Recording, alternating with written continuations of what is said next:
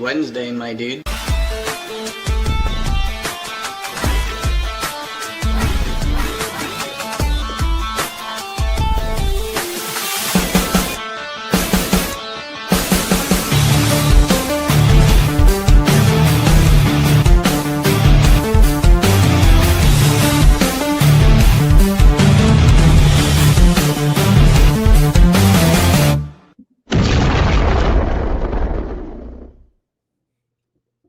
Hello, everybody. Welcome to the Punch Up Pod. Whoa, there's my microphone with Lila and Pat.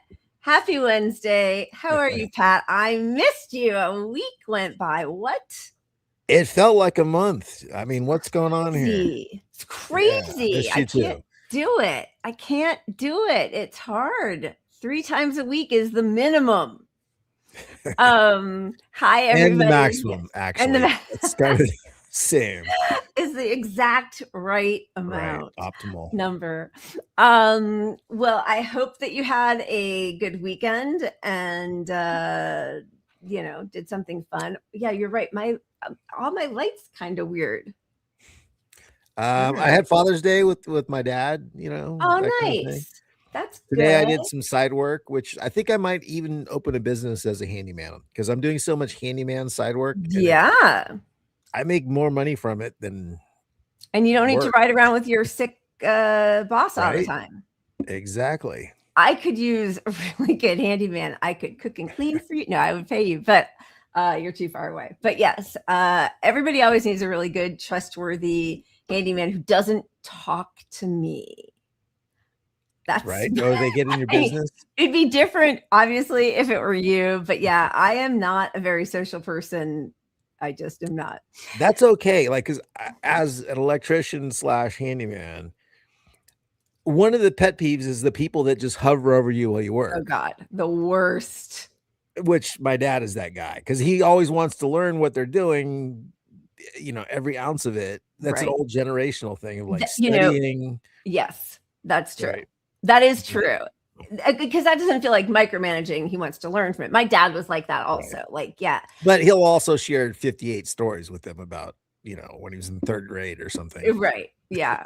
And I feel for him every time. I'm like, oh, Dad, come here. It's so funny because for me, it's the opposite. Like it's people. I mean, whatever. I understand people like to chat and connect with people. We all do. It's just like we have different segments of things happening at different times. And yes, I am often lonely, talk less, handy more. I love all of the comments. Hello, we missed everybody. I am lonely and I'm also a little antisocial, but yes. Hello. No, I'm not. In fact, thank you for reminding me. It's time for my first glass of wine and cheers. This is my first slap and tickle of the day. I have to say, I kind of feel that's your only beer. That should just be the one. Hello, everybody. Your beard is based. I like it. Based, dope.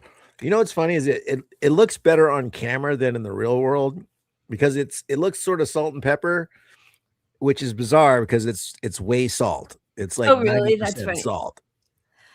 Well, yeah. I think what happens doing this show and having such a small, concentrated, amount that I have to actually like take care of and have the lighting the right way.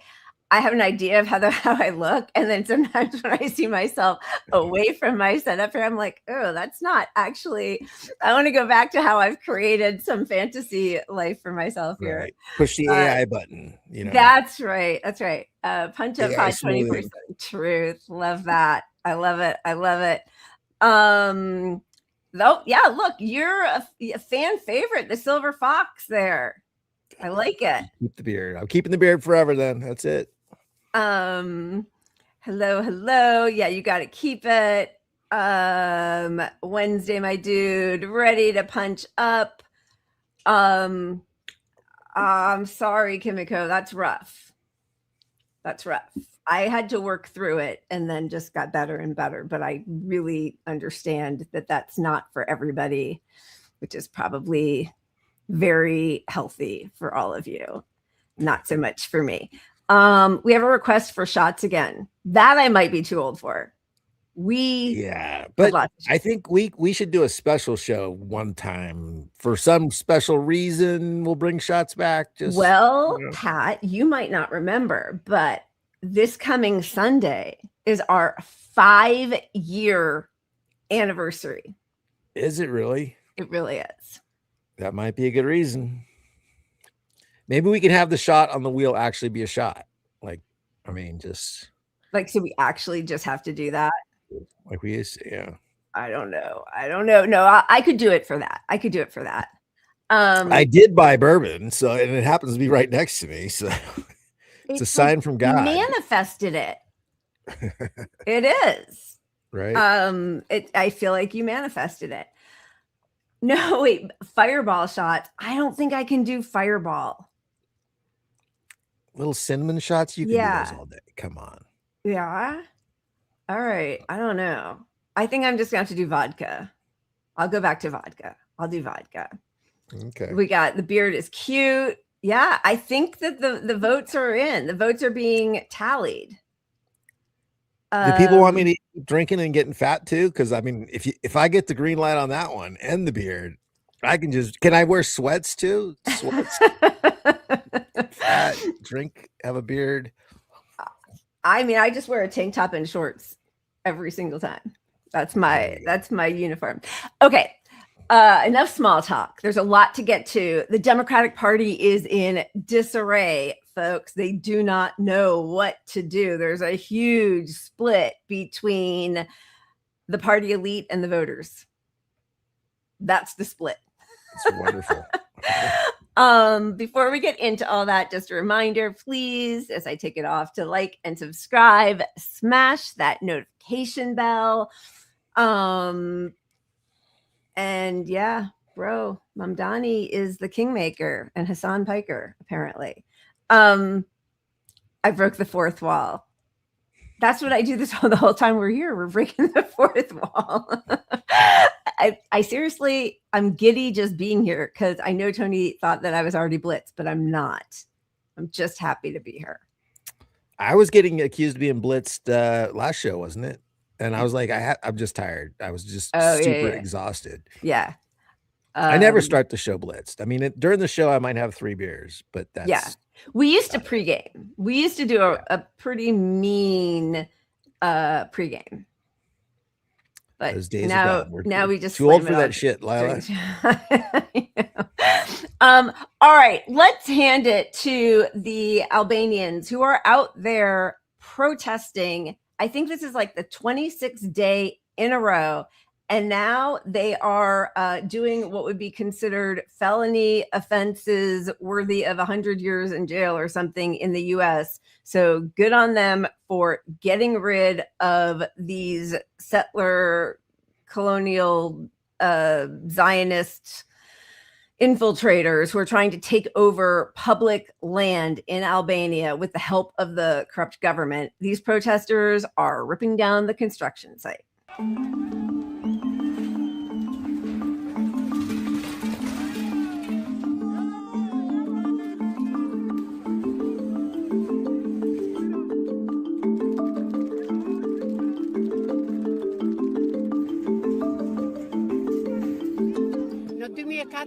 Janë thyer 2 brinj nga policia.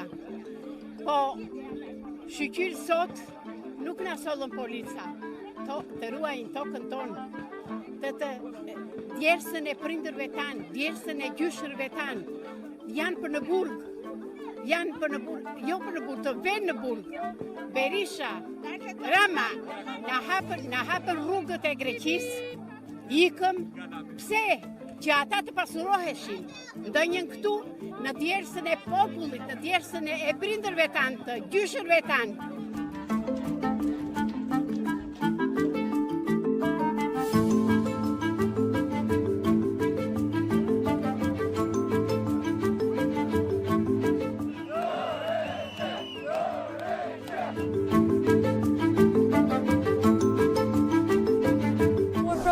Because the government, it's really corrupted. So it's not really one person. We need to change all. and we need a new beginning. We want people to be happy and to be able to enjoy our coastline. We don't want to be tourists in our own country. We want to enjoy it as it is. If we continue this, if the coastline is all resorts, then where do Albanians have to go and what do they have for them, right? It's their land, it's their beauty, and it's our job, their job to protect it.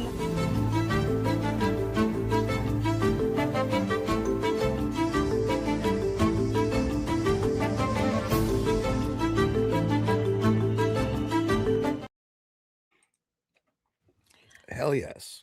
Hell yeah. Good for them. Eat the rich, destroy their disgusting property, and I hope they haul that prime minister off to The Hague along with the rest of them. I mean, truly, like, it's just so despicable. It's amazing. Despicable. I mean, it's like the epicenter of the fight between the billionaire class, the Epstein class, and the people. And they've realized, hey, it's not even just about this island. It's like our whole government's corrupt. Let's overthrow this fucker. And there's another video circulating with, 1 million of them in the streets, and they're just not letting down. They have not stopped protesting seriously, it's going on 4 weeks now. And because they see what happens, they're trying to do it in Greece also. And, look what we've done to so many countries on our side of the globe, right? Like what we've done to Mexico and all of these sort of like all-inclusive resorts that privatize beaches that used to be open to everybody. It happens in Hawaii where people now, thanks Obama, and also I think what's his name, Meta Zuckerberg, they take over previously, get special deals. Maybe they'll even pay a fine. They'll put up certain walls, and then they get a private beach that used to be open to the public, private roads. It's really hideous.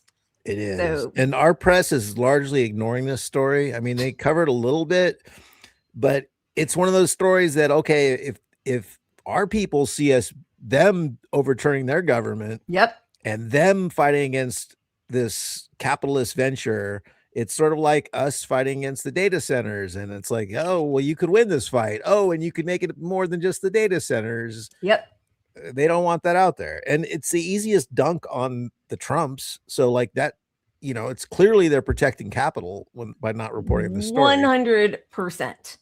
Yeah.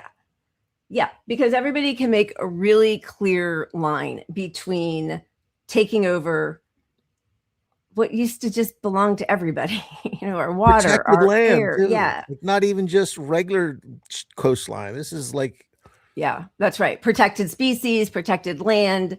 Well, look, we're going to probably talk about it tomorrow, not tonight, but Obama's new presidential center, and he took over parkland against the will of the community to erect this sort of like huge obscenity to himself. That's just, and he did, I'm lagging. I'm sorry. He did the same thing in Hawaii. Obama did. He got a special dispensation to put up some kind of wall that would protect his property, but it's not good for like the actual natural occurring plants and wildlife. I don't know. I am, as soon as possible, as soon as anybody gets an inkling that anything like this is happening near them, we have to follow the model of the Albanians for sure. Truly. Yep. Heroes. Let's go. So cheers to them. Okay. I don't know why everything's lagging. I feel like I might have to exit and come back. We'll see. Yeah. Let's see what we land on. Let's see. Okay.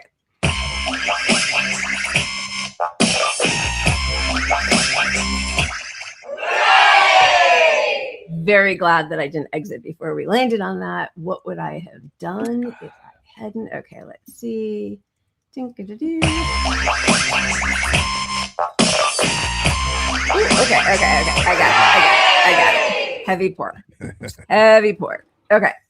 1 second. We will absolutely do hi, Arabella. We will absolutely do a Lego clip. We'll start with the rules. We'll start as rules followers. And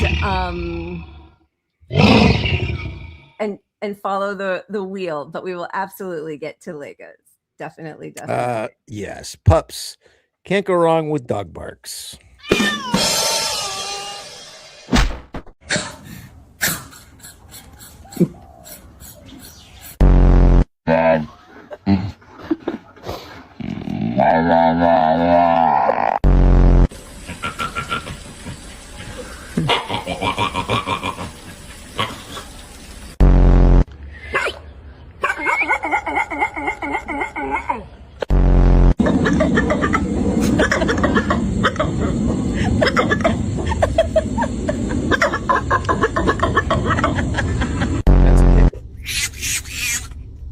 Oh my God.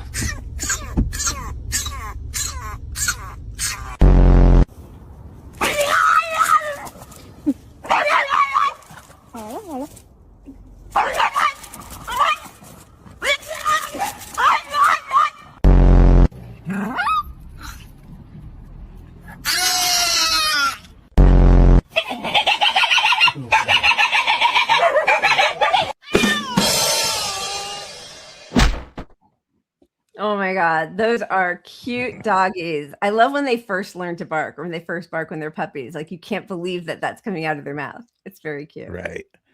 For me, it's like the spicy kittens do it. Like Yeah. Yeah. Very, very cute. All right, Kimiko, that's hilarious. You're not a new member, but I think you must have re-upped. So thank you. Kimiko is one of the originals, I think. So cheers. OG. And thank you, OG. And thank you, BDA, for the super sticker. Also, long time pup family member. Very happy to see everybody tonight.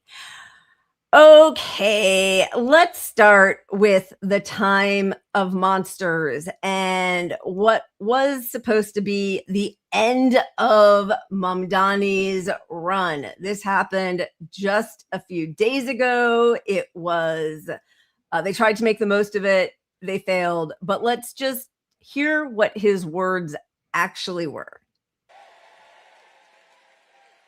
And we need that because, as Gramsci once wrote, the old world is dying, and the new world struggles to be born.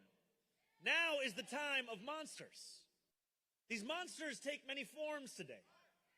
In those who fund television ads that blanket the airwaves with misleading and bad faith attacks about Claire, Brad, and Dari. Those who would rather spend far more on political contributions than they would ever be made to pay in taxes. In AIPAC, for whom the only thing more frightening than democracy being allowed to run its course is an end to genocide and Netanyahu's wars.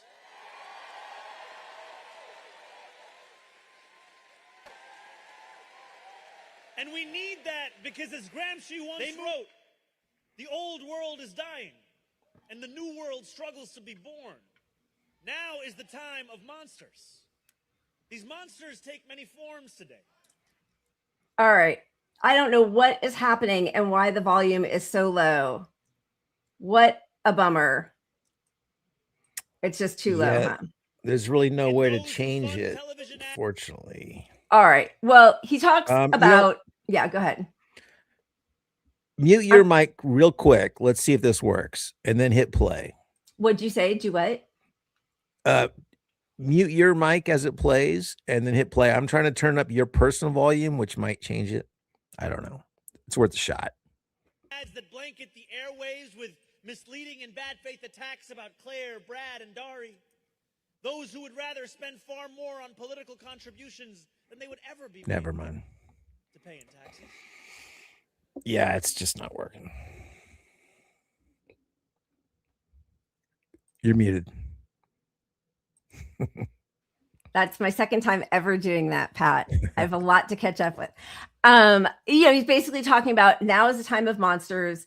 He is talking about AIPAC specifically, but, money and politics. But he was talking about AIPAC funded candidates who were going against the slate of candidates whom as they went after him, as they go after so many people who are progressive, because just as AIPAC is a sign if a Democrat takes money from AIPAC, that they'll never fight for us for health care or a living wage or a Green New Deal because they're compromised. For AIPAC, true progressives, socialists, even if they don't mention Israel's genocide, that they know that if you truly do have a consistent ideology, you will be against a genocide if you are truly progressive or left. Yeah. Right? And the second layer of that is, if you're going to take that money, whether you're consistent or not, it just tells us who you are. Right. You're not even taking the right position if it means not getting elected, like, because the people are so clearly against that position. Exactly. So I know, there was a lot of rebuke coming from, all sorts of establishment people, one of which was that wasn't even really the Gramsci quote, so then they point to this, A Time of Monsters. This is actually from January or February of this year. What did he actually say? This is from his Gramsci Italian socialist, who was in prison, from his prison journal, which was translated several different times. Nowhere could anybody find in the original Italian where he says monsters. They are trying to source out who first came up with that as a translation. The first recorded English use of Time of Monsters in connection with Gramsci is in a 2010 article in the New Left Review by the Slovenian philosopher Slavoj Zizek, titled A Permanent Economic Emergency. But when he was approached about why he had chosen to poetically refashion the original Italian, he insisted that the monster line wasn't his. Anyway, the point is they tried to make this another, anti-Semitic moment from Mamdani. We have the ADL and Jonathan Greenblatt. Mamdani must apologize, referring to members of the Jewish community who advocate for causes they care about as monsters. Wielding dark money is shockingly offensive and unacceptable for a mayor who claims to represent all New Yorkers. Gottheimer, also monsters, dark money, hidden hand, turning us against one another. Swap AIPAC for Jews, and it's the oldest anti-Semitic conspiracy theory in the books. That's not criticizing a lobby. That's laundering anti-Semitism from your podium as mayor of a city with more than 1 million Jews. This bullshit is dangerous. If you want to talk about real monsters, let's start with North Koreans, Russians, Sudanese, the Iranian regime and their proxies, Hamas, Hezbollah, PIJ, and other terrorist groups who killed scores of Americans. He was then asked to take it back or to clarify. And I really hope that the sound on this works, because his response was perfect. Some members of the Jewish community, including Democratic Congressman Josh Gottheimer, were alarmed by the language he used at the rally last week, calling AIPAC monsters who move dark money. These are phrases that invoke old anti-Semitic tropes and conspiracy theories. What do you say to those who are concerned that the language you used is dangerous? Now, I want to be very clear. We're talking about a status quo where children are being killed on a daily basis. More than 1,000 Palestinians have been killed by the Israeli military since the so-called ceasefire. Even an Al Jazeera journalist, Ahmed Wishah, was killed this past Saturday by an Israeli strike. And when I am speaking about AIPAC, I'm speaking about an organization that has been supportive of the status quo, that has fought any attempt to actually deliver safety to people, not just in Palestine, but frankly, through much of the region. And it is a status quo for immorality. It is one that I will not accept. And when it comes to the way in which they defend the status quo, oftentimes they defend it through direct contributions, as we are seeing right now in New York 13. Oftentimes they also support the status quo through dark money, by filtering money that would have previously been directly from AIPAC, now through other shell organizations whose identities of their contributors are only made clear after an election. And I think that it is important that when we ask ourselves how such death and destruction is happening overseas, we also name those who allow it to take place. All right, we're going to go.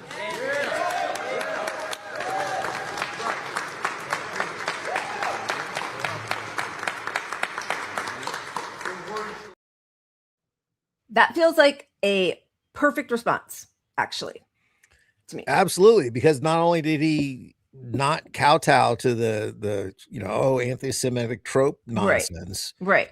he brought up more facts that are current to bolster his case. Yeah. And the whole Jonathan Greenblatt like replace AIPAC with Jewish. Yeah. That's you're creating the trope by doing that. He wasn't creating the trope. He was focused on AIPAC, the organization that's literally dark money. Exactly. It's so dishonest. They know it. We all know it. But, it just gets a lot of play in the corporate media and establishment because they want to do, just like they won't show what's happening in Albania. They do not want people to be so excited about getting something from their government. So, NorCal, I can't believe you did that from your memory. Yes, that's so amazing. Yes, it was Zizek, apparently. Good for you. My brain no longer works like that. I need to get everything, got to get everything out in front of me there. Okay, so that he handled beautifully. And then then they are freaking out now today because this happened. Socialist wins. That's 9 of them, but I actually think there were 12 across New York and Maryland. And I love that, it's very small, but in this graphic, but underneath the wins, it says socialists get it done. So they are not shying away from being socialists, which good. And they're not calling, I know they're DSA candidates, but the more they move towards socialism and leave out the D part of the DSA, the better, even though DSA did, I think, great work in New York, right? Yeah. Look, I don't really love DSA, but I think they're a great organizing tool for local towns. And some areas they're amazing. Some areas they're a bunch of white kids. It's a broad spectrum of beliefs and different. It's not a centralized organization, really. It's the different chapters have very varied rules and how they will regardless, like to me, the DSA is what I wish the Democratic Party was, and will still be left of them. But I don't mind the DSA infecting the Democratic Party and having the Democratic Party become sort of DSA. That's kind of where we would have a left, and we could still be left of them. Well, I will tell you that not everybody agrees with you. This is who is this? Sorry. Where did everything go? Okay. This was Jamie Harrison. I'll say this with no ill will or animosity. If you hate the Democratic Party, then please don't run for our nomination. Don't use our resources. Don't rely on our volunteers. Don't use our infrastructure. Don't ask Democrats to invest their time, money, and energy in your campaign. Focus on building the party you actually support. Political parties aren't perfect, but they're built by millions of people who knock doors, make calls, organize meetings, and fight for the values they believe in. If you don't believe in the party, then don't ask its members to carry you across the finish line. Is he out of his fucking mind? Of course he is. The crazy part is the biggest opposition to the progressive movement is the Democratic Party. Yeah. So, you're the ones that no DSA candidate is going to be relying on your support because you're going to be undermining all these fuckers. They're not the fuckers, but you're going to be undermining them all.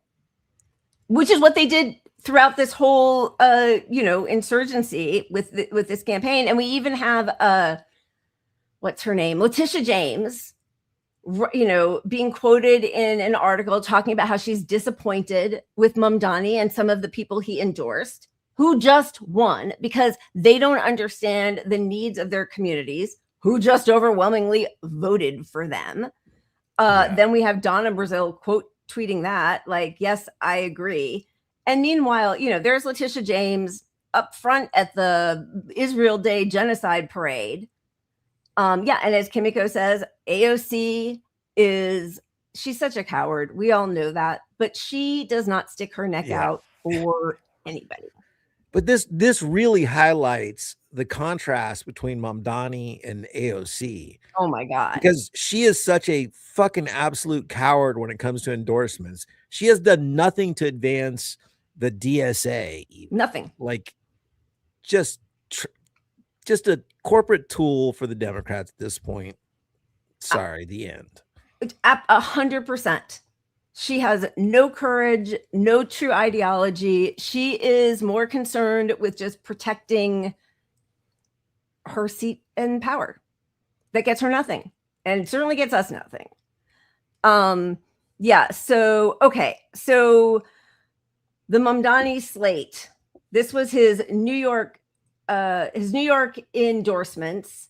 Clara Valdez beat Antonio Reynoso. Brad Lander trumped. I mean, they all did. Look at that. Dan Goldman almost double the votes. And Daria Eliza Chevalier beat Espaillat, the incumbent, by only 4 points, but that was the hardest race out there because Espaillat is a long-time progressive. He's the head, I think, of the Hispanic caucus. He is considered progressive, and he ran a disgustingly dirty campaign against her, using hate, calling her Haitian as if it's a slur, sending supporters out there to disparage her, and calling her a Jew hater. She was one of the Columbia grad student encampment organizers. And apparently, one of the reasons she decided to run, she was friends with Mahmoud Khalil, who was arrested, and not deported, but sent to Louisiana. Was it Louisiana, right? To one of those detention centers for basically being the chosen by the Columbia administration negotiator. And she ran because when he was arrested and detained, his wife reached out to Espaillat, who was their congressperson, and he didn't take the call. He did nothing. So there's something just really beautiful about the fact that then, she ran and beat him. I mean, and the other thing, look, obviously the economic message of the DSA candidates is going to be very far left of the Democratic Party. And that's what the party is really scared of. Yeah. That they have a winning message and they can't keep pretending that it's not a winning message. But the other piece is they're all anti-Israel, anti-genocide. They all, I think every single one on that slate was very pro-Palestine. And in the Brad Lander case with Goldman, they thought they had I don't know what you call it, but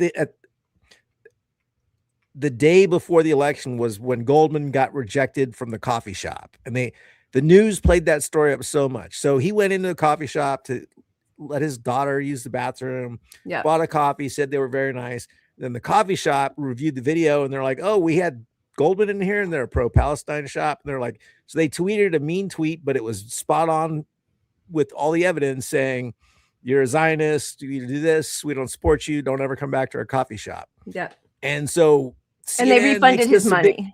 a big story that like they hate Jews and Mamdani needs to come out and condemn this, and Brad Lander should condemn this. And they thought they had a story, and it didn't do shit. He got slaughtered. Yeah. This was the tweet.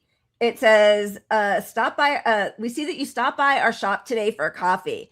Do you see how it doesn't taste like genocide juice, or are you still having a hard time telling the difference? See, here at Poetica, that's the coffee shop, we don't serve racists, fascists, homophobes, genocide enablers, or anyone in between. Too bad we didn't recognize you right away, or we would have turned you away. We issued you a refund. We don't need your money. It's probably coming from AIPAC anyways. Enjoy your loss on Tuesday. Don't ever come to Poetica.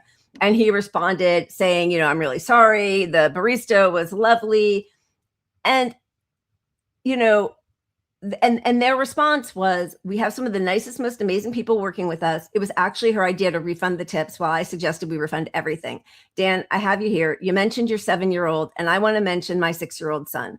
Because of your stance and the way you constantly dehumanize people like me and subsequently my son, we as Brooklynites and your constituents will be voting for someone who actually cares for us. We need a representative who will make our neighborhood safe for your daughter and my son alike.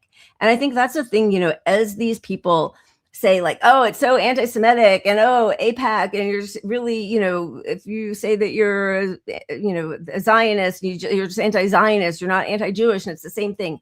Clearly, it's not the same thing. There are plenty of us Jews who are vehemently anti-Zionist and anti-genocide and an ethno-state of Israel. But like they think it happens in a vacuum. Like, well, don't be a purity test. Well, no, you're making the world less safe for Muslims, for Arabs, for people in the Middle East. Like, you are actively contributing to their pain and their death and their destruction. It's not an empty. And you're contributing to anti-Semitism. You're making it less safe for Jewish people because the worst people on earth they're the ones that group everybody in with your belief system. That's not right. Good people. That's right. And what all this shows is, look, what was the outcome of this whole trying to paint this coffee shop as the villain? They're going to be huge. New York loves this place right now. Loves them. Yeah. Except for these people. This is America. You can't do that. It's ridiculous what's going on over here. That's how it started in Nazi Germany. Coffee shop should learn a lesson. I think they should apologize to the Jewish community, and I think they should have a day of welcoming every Jew in here and serve them coffee for free. Do you still sell coffee to Zionists, to Jewish, to pro-Israel? You do? Really? Oh, look at them. So they learned the lesson because they refused to sell it to Dan Goldman. Yesterday or the day before? On Sunday. Yeah, and now there's a Department of Justice investigation against this store because they refused to do that. Yeah, look, you have the right to hate you more. Well, but as a business owner, you have a right to use someone's beliefs, not religion. You can't use religion to deny. You can't use religion, ethnicity, race. You can't use something that a person can't control about, like a protected group, right? Yeah. But you can say, I don't like Knicks fans. And Knicks fans aren't allowed here. You can do that legally. Well, if you're talking about that, Knicks are from New York, and New York has a huge Jewish population. So what do you actually say? Very anti-Semitic of me. Very anti-Semitic. But here, okay, so this was Gottheimer again. These are the same photo. Enough is enough. Where do we draw the line? So that's Dan Goldman's office. It says, Free Palestine, let Gaza live. And he's comparing it to a 1933 Jewish shop in Nazi Germany that says Judah with the Star of David. Very totally different signs. Complain about the graffiti if you want, because yes, that's valid. They graffitied my place. Right. But that message is not kill Jews. Right. Or round them up. It's Free Palestine, let Gaza live. And you have blood on your hands because you are supporting a genocide. And then, of course, Jared Moskowitz, who friend of show Oliver Larkin is running against to try to unseat down in Florida, says, this time we are going to fight back, which is, again, that very strange Zionist belief that part of the reason that there were victims of the Nazi Holocaust was because Jews weren't strong enough to fight back, which to me is a disgusting piece of anti-Semitism. But the third part of this is that vandalism was from 2023. So even that was so dishonest because that happened right at the beginning of the genocide. Absolutely. They try to portray it as this breaking event in the week of the election, like the November surprise, but it's like 2 days before the election. Yeah. got him. Look at how. Anyway, it backfired spectacularly, and that's what we need. We need an informed public, and I think at this point, any of this Hasbara Jewish Zionist propaganda, it's not believed right out the gate, which is it's a bad place to be if you're fighting anti-Semitism, because I don't believe you until you bring your proof. Absolutely. Well, and anyway, you shouldn't. Like, everybody should have to offer evidence in order to try to, cancel somebody. Of course, Alan Dershowitz, the child rapist, was on Fox, or Greta Van Susteren, saying that he's now going to try to sue the coffee shop owner. Of the Department of Justice is looking into them. And this comes on the heels of JD Vance saying, if everything's Jew hatred, then nothing's Jew hatred, as he's trying to, pretend that he's parting ways from Trump on Israel and Netanyahu. I mean, everybody's just gross. And look, kudos to the coffee shop, but we are in dangerous times, and there is a real risk of the DOJ prosecuting them as an actual hate crime against Jews. Yep. And we're going to get into some of that stuff. But we're in a dangerous time for free speech, and this is free speech. As a business owner, they had free speech to criticize a congressman of all people. Yeah, a public figure. Absolutely. Okay, so that's Dan Goldman, who was beaten by Brad Lander, who's my least favorite of the three. That Mamdani, he's a liberal Zionist who, I don't know if he believes in one state or two state. He says he's against the genocide. He uses the word genocide. But he is, I think he, as New York City controller, invested some 401k funds or city funds into Elbit Systems, which is the Israeli weapons manufacturer. So like, he's better than Goldman. And I think that probably the reason that Mamdani, endorsed him was because they were running against each other for the mayorship against Eric Adams and Cuomo, and they cross-endorsed. And of course, Mamdani won, and I'm sure that was part of the deal. Yeah. I think, Brad Lander on other issues seems pretty good, but and Goldman also didn't endorse Mamdani, right? I think. Oh God, yeah, no, right. Yeah. So he was anti-Mamdani, even when Mamdani had won. So it's like a natural enemy. Exactly. In politics. Exactly. And I do think, Brad Lander definitely put his body on the line for against ICE arrest. He was arrested. But not my favorite.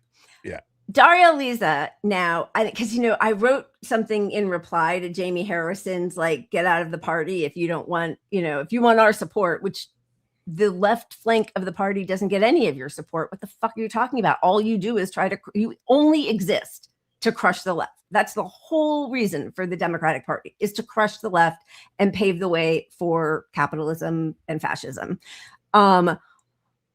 I got so much vitriol against me. And I was like, this feels so much like the K-Hive. They just came out so hard. It's the same crew. And you know why? It's because Daria Liza wrote, and fuck Kamala Harris. I have no nuance to add. Fuck Kamala Harris. Daria Liza writing from the river to the sea and quote tweeting, this is the do not come border Nazi Kamala Harris. And look, that was one of the reasons I loved her, but in the debate where she backed off of it was her saddest moment politically. I know. I agree. It's why I will never be able to be a politician, because the truth is they do need to reach out to voters a little bit. So she said, she didn't say and I don't really mean that about her, but she basically said, I apologize for the tweets. If that was off-putting to somebody, I don't like that. And yes, as Saul says, that's a popular sentiment. And what's her name? Kamala Harris must be quaking in her boots because we keep hearing that she's going to run again. And even like in polls, she's the number.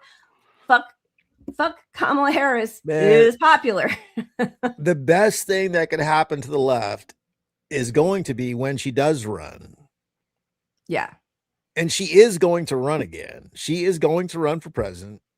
Absolutely. Can't wait. It's gonna be hilarious. It's just going to be a constant.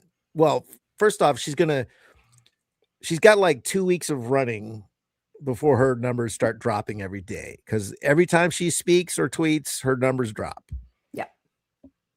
And it's just going to expose all these people harder every time they defend her, and the Democratic Party justifies support for her. And they're like, she's the front runner.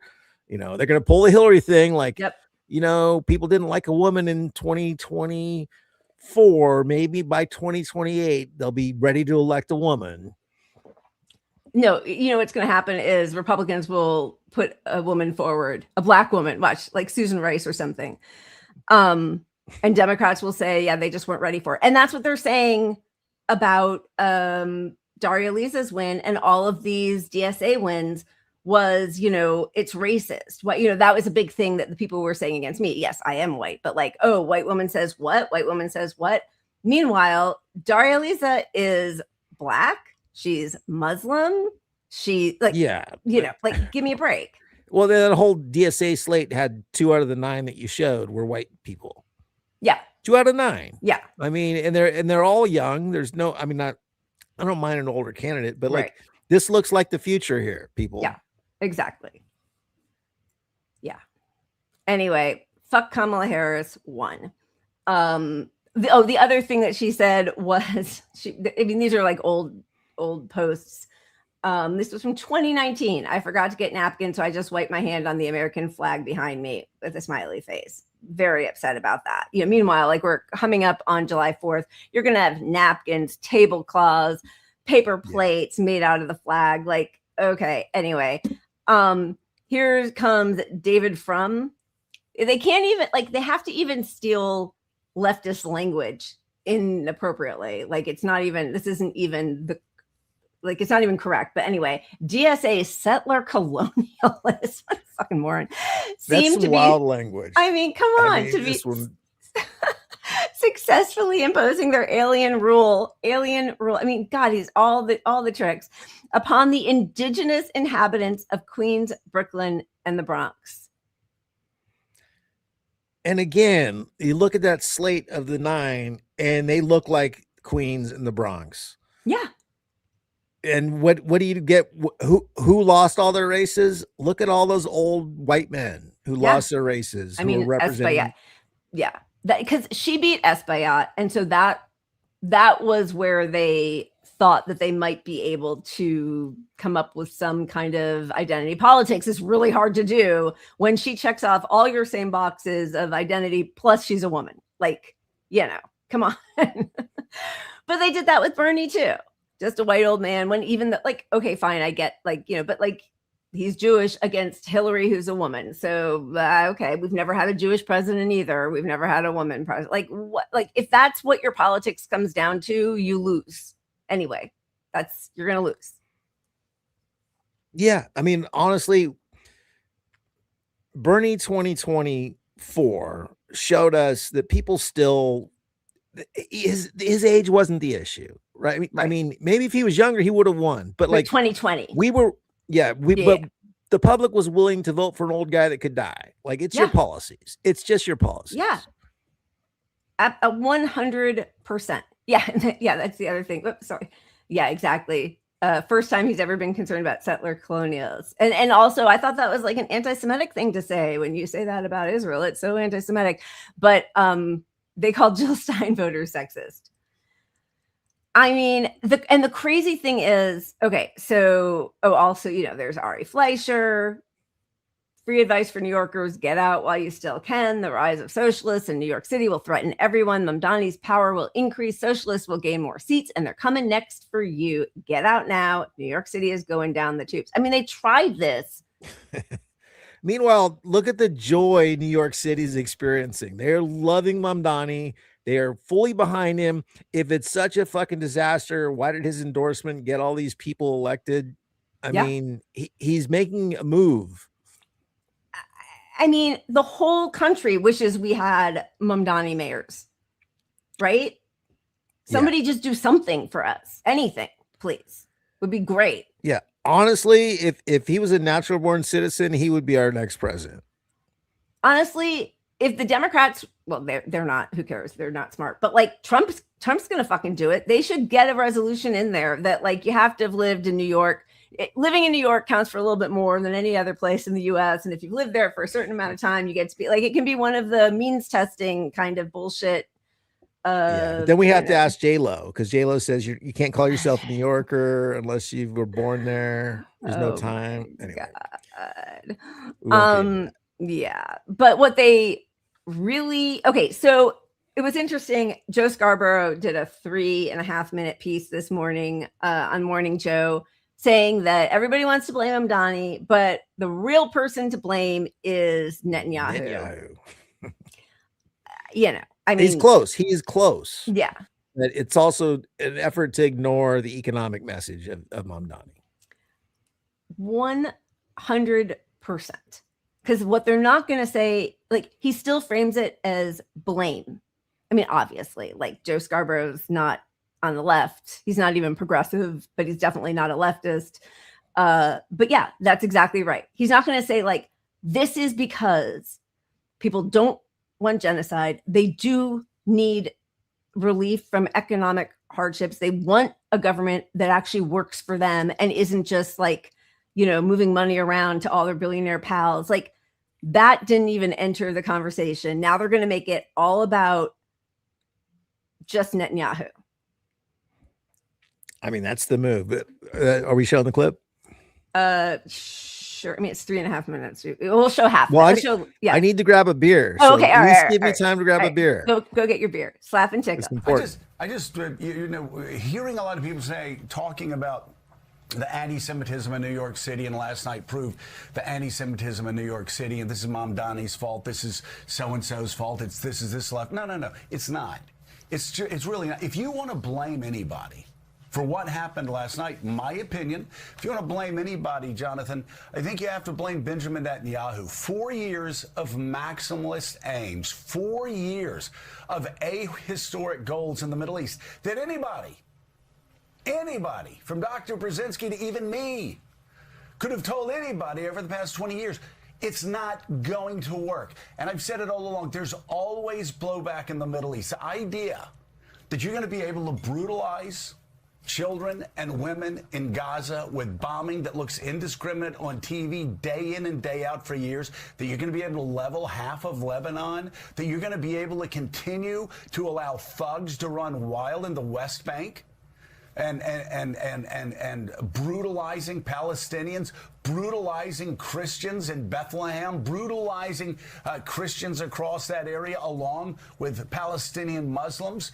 especially Palestinian Muslims, blowing up Catholic churches in Gaza. Of course, I'm saying things that would relate to some of these people who are so shocked that Israel is in such low standing in America right now. Forgive me for a quick digression, but I was always instinctively pro-Israeli and anti-Palestinian growing up. You know why? Because when I was a young child, one of my first memories was the '72 Munich Olympics, when Palestinian terrorists killed Israelis, and it was shocking. And we saw time and time again terror attacks throughout the 70s. That shaped an entire generation's views on that conflict. Well, what's shaping the views now? Images out of Gaza, images out of the West Bank, images out of Lebanon, a famine out of Gaza, like and an American president who tells Netanyahu, go. You're unrestrained until his war in Iran goes horribly wrong. So you can blame all of this on Benjamin Netanyahu. And yes, if you go back to the horrors of October 7th, blame the funding for that on Benjamin Netanyahu as well, because he forced the Qataris to continue funding Hamas weeks before the October 7th attack. So again, everybody's going to want to blame somebody else for this.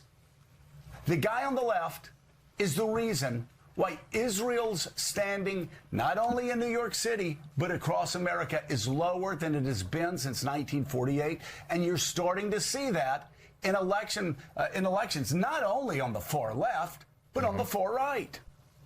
Yeah, what you just said there about Netanyahu being the central figure is precisely what I was texting with some New York Democratic operatives last night. First of all, the people on the right like to blame Mamdani. They like to say there's a culture of anti-Semitism here, and people can have their own opinions. That's not what this was about. Brad Lander, of course, Jewish himself. This is about the support for Israel and the conduct of that war. 3 years in, almost. 3 years and 80 years in, they're finally going to say something about the plight of Palestinians while still calling them terrorists, basically. Oh, you're muted. Sorry. Oh, I'm sorry. But a lot of what he said was actually pretty spot on. And you're not hearing that stuff from anyone else. So kudos to him for having the balls to say it. But I think this moment does give them the balls to say it. Like, Israel is going to be a drag on anyone taking AIPAC money or the dark money from other groups. It's going to ensure it's an easy way for me to say, yeah, I might have been blue no matter who, but your AIPAC candidate, no, and they're going to lose because the right is not concerned about that as much. So their people are going to be excited about their candidate. If you're taking AIPAC money, I'm not excited about you, period. I'm never going to vote for you. Like, it's a guarantee. Just a zero. Yeah. I don't like how he, sorry, just one point. He talks about the Munich Olympics and that shaped him. I don't think people connected that to Palestine at the time. It was a radical group. And you connect it to brown people. Well, no, I think it was a liberation. I mean, sorry, my history isn't great, but I think it was Palestinian liberation, right? But it wasn't a government-backed group. It was a group of people that were Palestinian, just like it could have been Hamas or Hezbollah. It was like a group like that at the time. Right. So it wasn't like a country like, hey, this is all being done as Palestine. We are the Palestinian army attacking the Israelis. Yes. I think it was the PLO, which, like, I understand what you're saying, but I also feel like you can't just cherry pick that one event as if it happened out of the blue. Like, oh, they were just born terrorists out of the blue, right? No, they were the Palestinian Liberation Organization. They were there to make a demand because they were being silenced by the international community. And I'm not like, I would have felt horrible if I were one of the people held hostage, like would not have enjoyed that. But also, like, what are people supposed to do? Vote their way out? Like, what are you going to, don't boo, vote. Don't, like, what are they supposed to do? I don't know. Like, and the fact that he can still talk about it that way shows once again that he's just trying to peddle to grow an audience because he knows where his bread is buttered. Like, most of the Democratic Party, the voters, are against Israel, against the genocide, against AIPAC. But if you frame it as, like, you know, terrorists and it's Netanyahu, you know,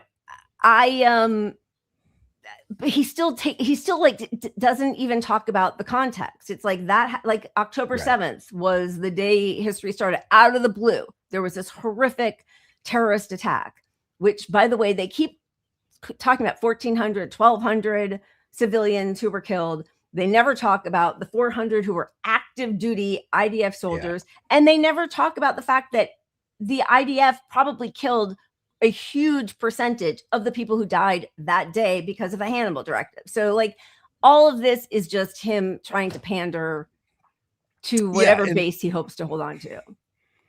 And of course, it all puts it on Netanyahu as if, you know, if Netanyahu was just a better administrator of this war that was necessary somehow, right? Exactly. You know, if he had just still had the right to navigated the PR of Israel's genocide better, it would be okay. Yeah, exactly. It is just disgusting. Which also obviously ignores how Israelis think about this war, because if it's just him, and once he's gone, there's going to be a more radical person in his place. Yep. Absolutely. Which is, yeah. So talking about still being a liberal Zionist, or it's just Netanyahu, or it's just Likud. No, it's the country. Yeah. That is, like, there's a reason that he has been elected over and over again. And there's a reason that the polling always shows that they heavily favor destroying every Palestinian in Gaza. Yeah. And there's also the piece that it kind of hits it's just disgusting to me how he brings up all the Christians that were harmed. I get it. It's a connection that can relate to, like, they're even killing Christians, but it's like, well, the other ones don't matter. It's just that they managed, they're so vile that it's not just the brown folks, it's the Christians too, kind of thing, that always just rubs me wrong. I 100% agree. I feel like that's what finally got Tucker Carlson on the bandwagon, right? He couldn't believe that Christians and churches were being destroyed by Israelis. Yeah. But at the same time, I do want them to keep mentioning those points, because it's a connection point to the Christians. You know what I mean? So it's like, but it's just, can you couple that within giving some humanity to the Palestinians more at the same time? Like, who aren't Christian, right? Right. Just like overall, no people should be occupied, even if they're not Christian, right? Yeah, exactly. Yeah. Yeah, always projection. Thanks to Vendejo. It is always projection. And he's just such a despicable person. Oh, wow. We missed a few of yours. Thank you for your super chat. I used to love MSNBC's anti-Trump Republican armada. I mean, that's the whole thing. All these, liberal heroes who were George W. Bush Republicans, who are part of, like, the Lincoln Project and all that, they are my enemy. I don't care if they're anti-Trump. They gave birth to Trump. They're all the same. But I mean, that does remind me, MSNBC at one point, this is the arc a lot of us are on. Like, we liked Rachel Maddow at first. I know. Yeah, she was great. They were the people sort of attacking the party on the left, even. Like, they were attacking politics that was bad. And Jon Stewart was as well. And, like, that was the same window of Stewart, Maddow. She actually had a great contentious exchange from like back in 2010 or 2008 or something. And she really held him to the fire, and he's just despicable. And now, they're chummy, of course, because it's all just money. Don't make me bring up my story about the Trump tweet again. Yeah. David Frum, he's the guy. Anyway. He's the guy. He loves you. He loves you. You should sue him. You should thank him. Thanks, Vendejo. All right. We should thank you for the super chats. We should spin, right? Always. Always. Look at that. Something good. I'm all right. Give myself a little this more one wine. Actually made me cry, so I'm sorry, but I'm gonna make you guys suffer. Okay, good. Where is it? Yeah, this is Khaled from Gaza, singing with the kids. That is why the man said this revolution will be telepathic.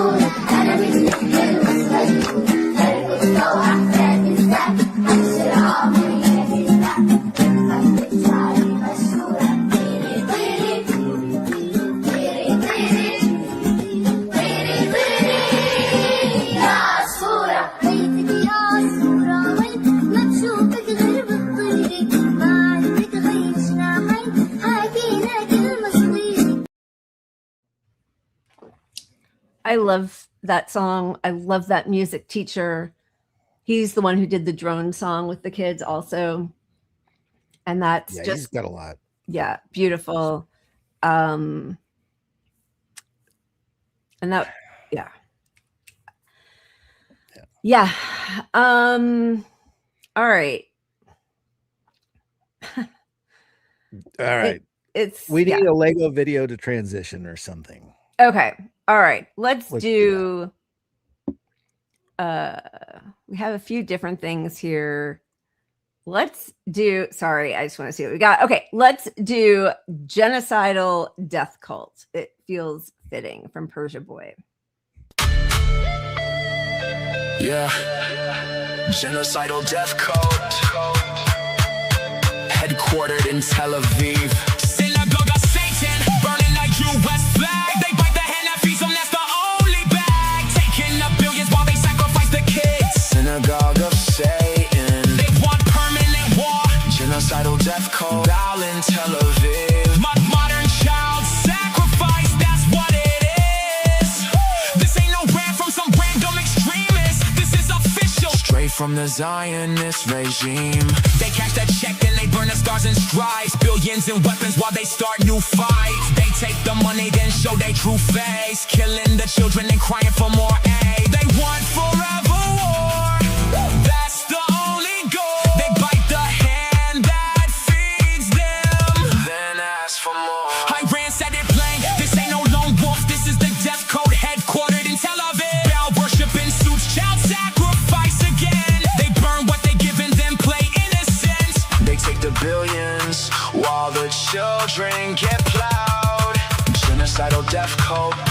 They want permanent war. Bow in Tel Aviv. Child sacrifice once more. Synagogue of Satan. Burning the U.S. flag. They bite the hand that feeds them. That's the only bag. Taking the billions while they sacrifice their kids. Synagogue of Satan. Genocidal death cult. Bow in Tel Aviv. Modern child sacrifice.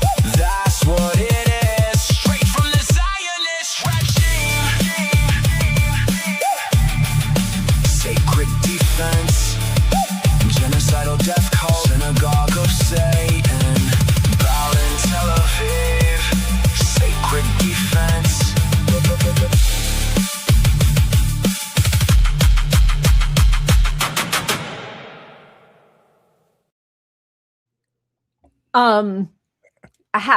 I have to say, Persia Boy comes out with, new, like 5 new songs a week, and they're fine, but they have like a similar deal to them. Right. Explosive Media takes a little more time with their product, but I like them both. But yeah.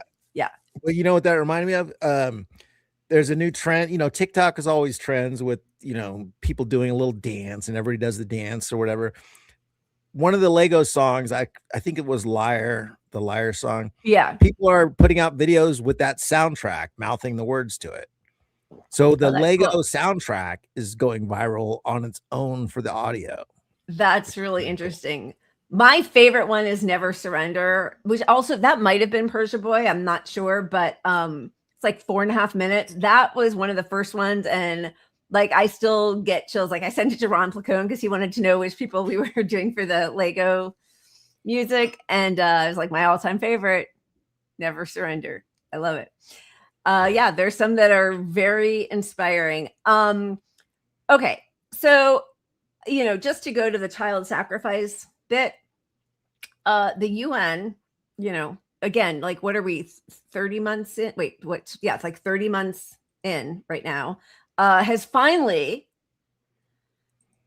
concluded that Israel continues to commit genocide and other atrocity crimes by deliberately targeting Palestinian children, finding Israeli authorities and security forces have committed genocide, crimes against humanity, and war crimes in Gaza, as well as war crimes in the occupied West Bank.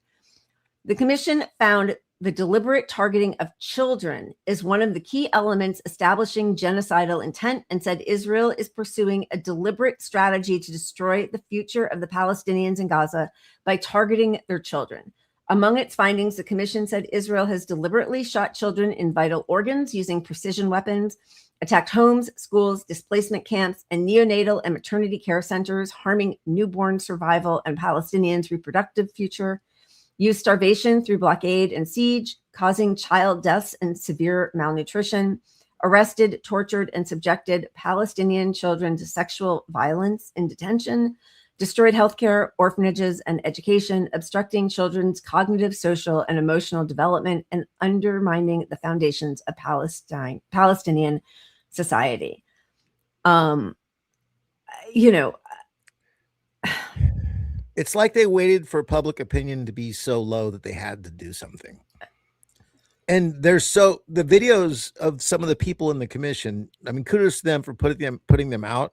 They are very harsh and critical, but they should have been here 2 years ago, because we've reported on this from a week after the October 7th, you know, like, so 100%. We all knew what was about to happen on October 7th. Like after the attack from Hamas, we all knew exactly what Israel was going to do. And then they did it. And they said it out loud.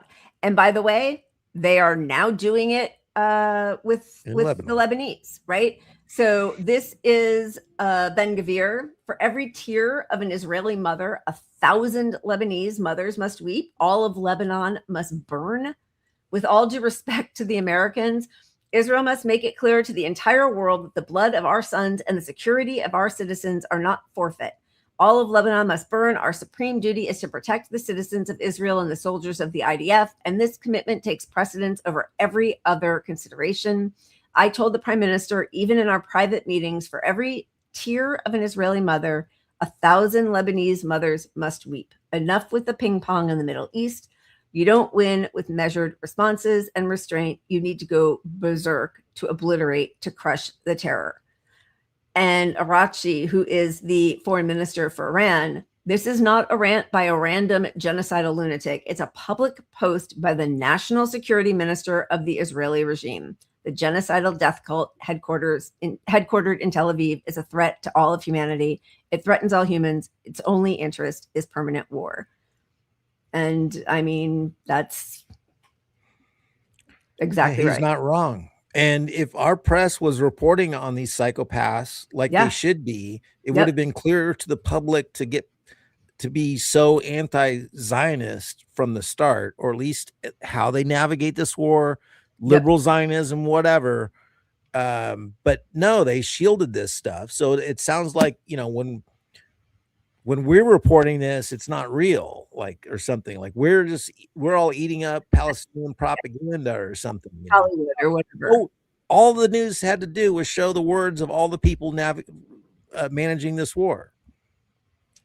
They say it out loud from the very beginning. The collective punishment, Yoav Galan, on the 9th. Yeah. Yeah. In the face of the public massively turning against Israel, they're still saying it. Like, you think they would at least tone it down now, you know? So it's like, yes, they must be stopped. They're not going to curb their shit ever until we say we are not funding, and we're not only not funding, we're going to attack you or something if you continue this. Like, we should be on Iran's side here. Well, and you know, Iran, so they have made Lebanon and Hezbollah part of the peace negotiations. And now, you know, it's more complicated with Gaza and Hamas because of the other Gulf states and the Board of Peace signing on to, you know, the fake, peace process. But just, I think yesterday, they have now said that Hamas is also part of their negotiations. They are consulting with Hamas, and that Palestinians also have to be part of this peace process. And also, I just, you know, Sunny wrote this a while ago, and I just wanted to comment on it about Gottheimer saying, like, you know, imagine talking about AIPAC and not all the real monsters, which is like every other group or country or nationality, right? And it's the same, like that myopic, like monomaniacal, like it's only us. We're the ones who have to be safe. It shows up, you know, with Gottheimer, obviously with the crazy Ben Gvir, who's like, nothing else matters except for our safety. And of course, you know, the contradiction in that is that the more Israelis act like this, the less safe they make everybody in the whole world, especially Jews. Yep. Fucking psychos. Sorry, I'm reading everybody's comments. They are an ethno-terrorist state. Absolutely. They've been doing this at least since 2006, the year they first implemented the Daya doctrine in Lebanon, and now they're back in Lebanon doing the same thing after they did it all. You know, they said we're gonna do what we did to Gaza in Lebanon after they did to Gaza what they had already done in Lebanon. I mean, and no country is doing anything about it. Yeah. Except Well, for I tell you what, Iran trying. Yeah. I think it's a great sign that they're starting to get Gaza in the mix. And too. they're in such a strong negotiating position that there's hope for Palestine in this if they get involved in this. There really is. I mean, even the House and the Senate agreed to curb Trump's war powers, although Trump can just veto that. Right. But they said he doesn't have a right to wage war with Iran without coming and getting congressional approval now. Right. Right. So he's going to veto it, do whatever he wants, and then they'll just say it's not a war. That's the other thing they always do. It's not a war. It's a little, whatever. what do you call it? Yeah. But there's so much acknowledgement that economically we'll be fucked if that strait doesn't open. Right. And that gives Iran tremendous power to negotiate this. And if you're already going against Israel in Lebanon, Syria, you know, and the countries around there, bringing Palestine in the mix is not that gigantic of a stretch. Although it's, you know, Israel's going to hate you and, you know, you're going to become enemies with Israel, but that's what needs to happen in this country anyway. So I don't know. I can see it happening to where Iran pulls Palestine into the mix. And then we have a new era, kind of like how we negotiate from there. I mean, they have the power. I think that was initially what they had wanted, but they weren't able to without consulting with Hamas because of,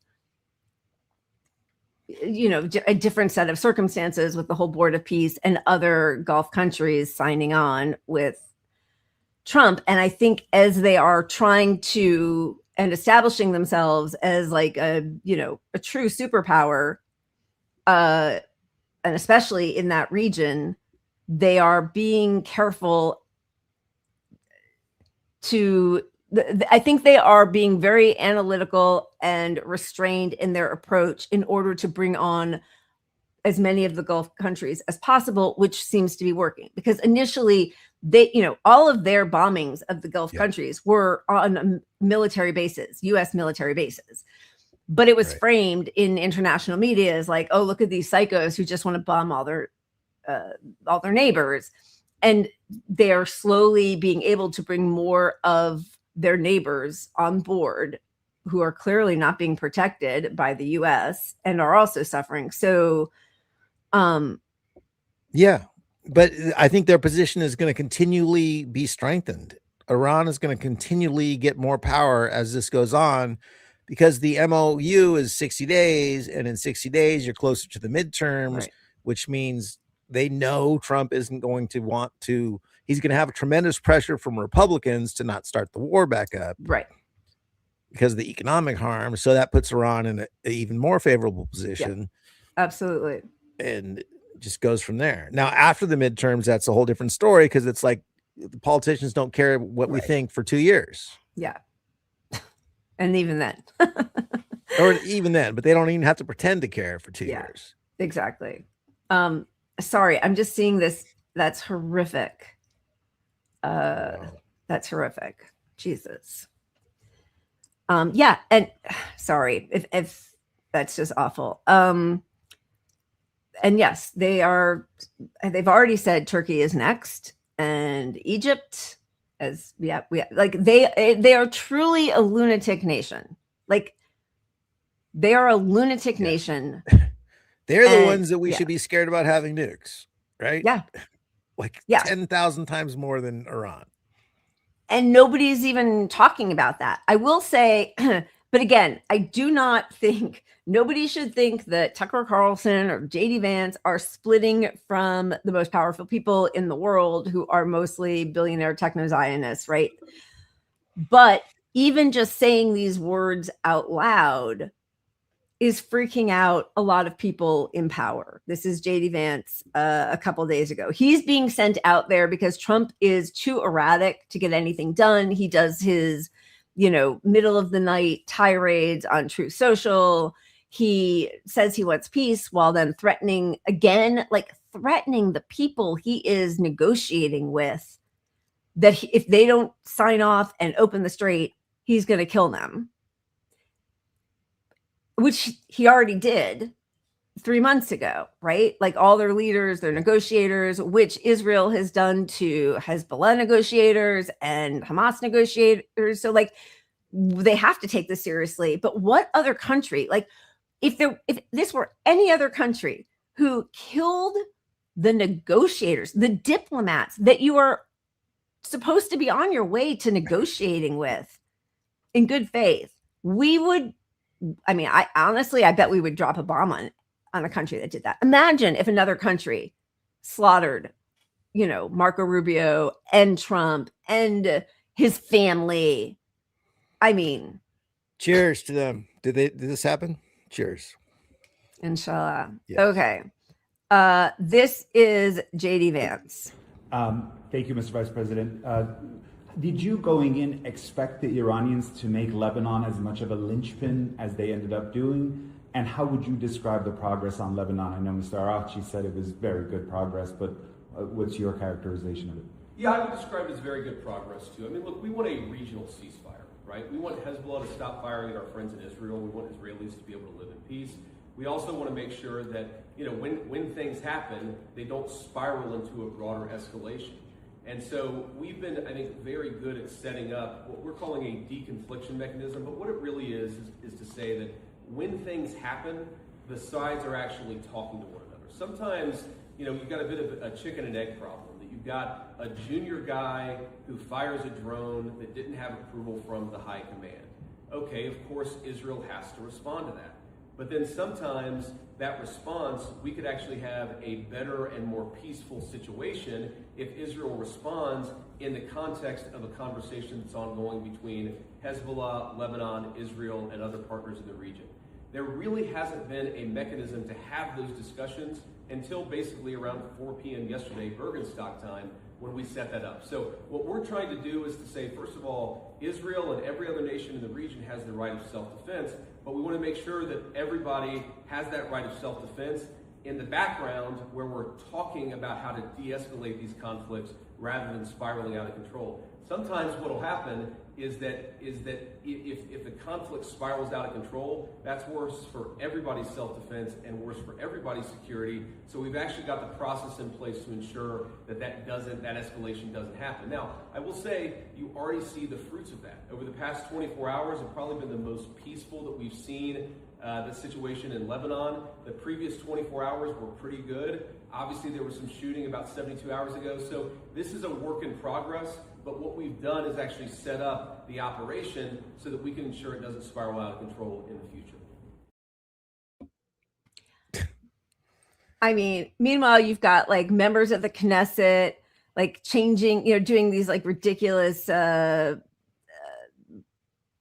guy talking about absolute victory, replaces his MAGA hat with an absolute victory hat. So stupid, but whatever. They are freaking out in Israel because they know that we lost, that they and the US lost to Iran.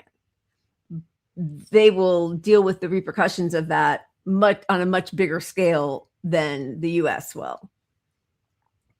And they are actually burning US flags, saying that,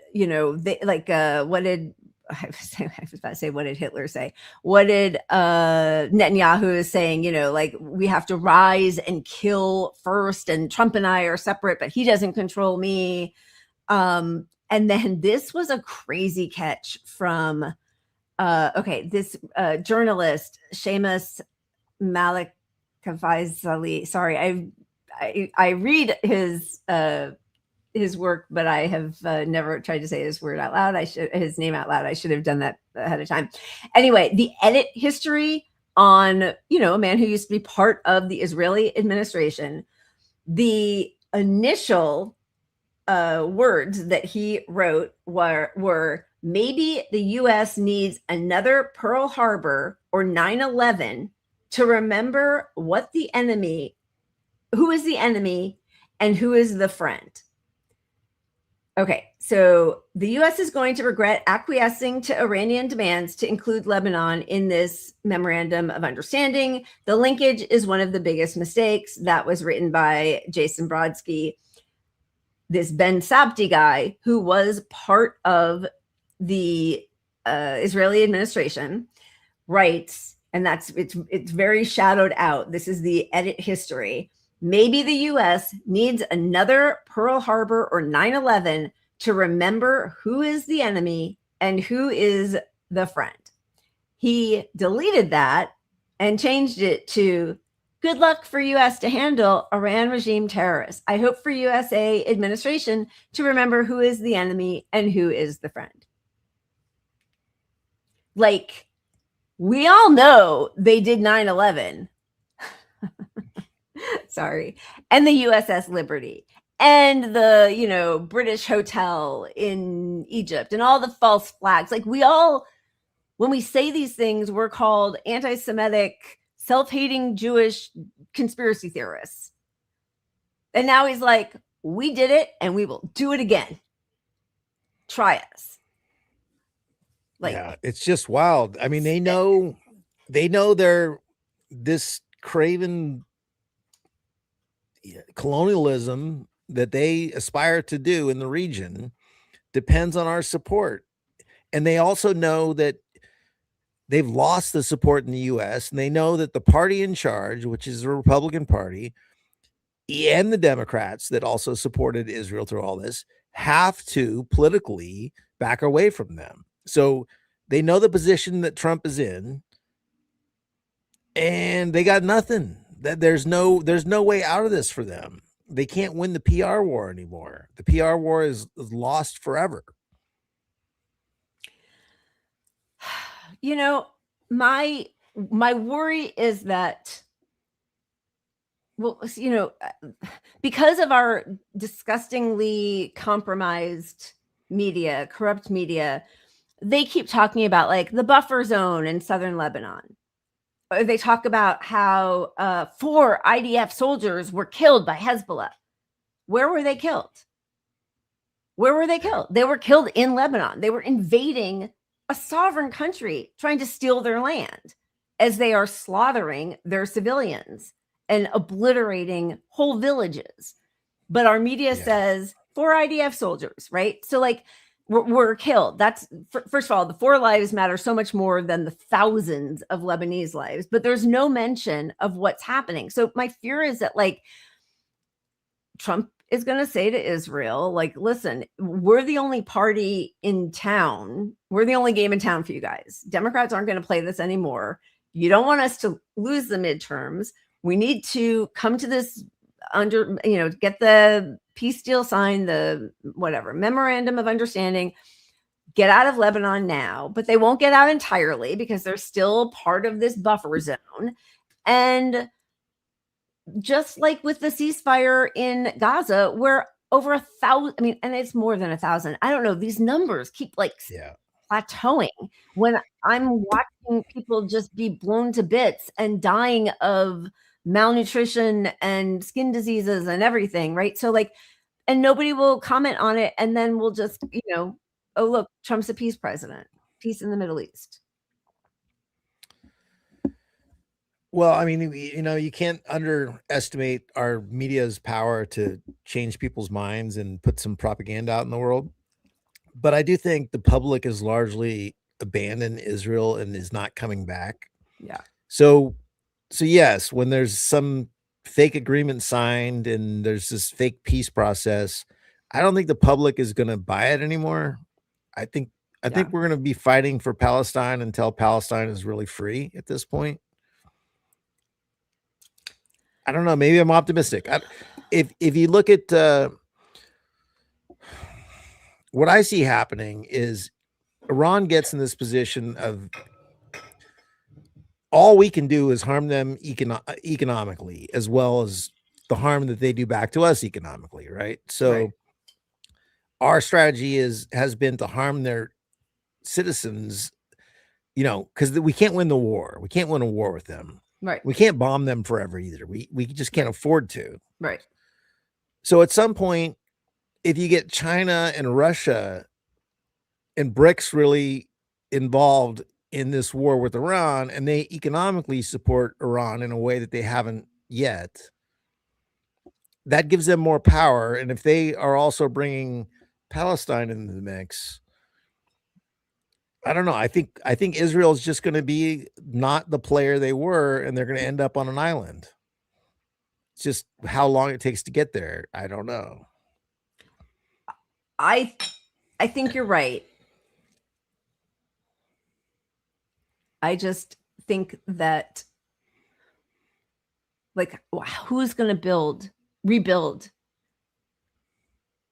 Palestine? Who's going to, I mean, every day a different village is burning in the West Bank, just set on fire, completely obliterated, So like, I think you're right that Israel is already a pariah state, and they know that.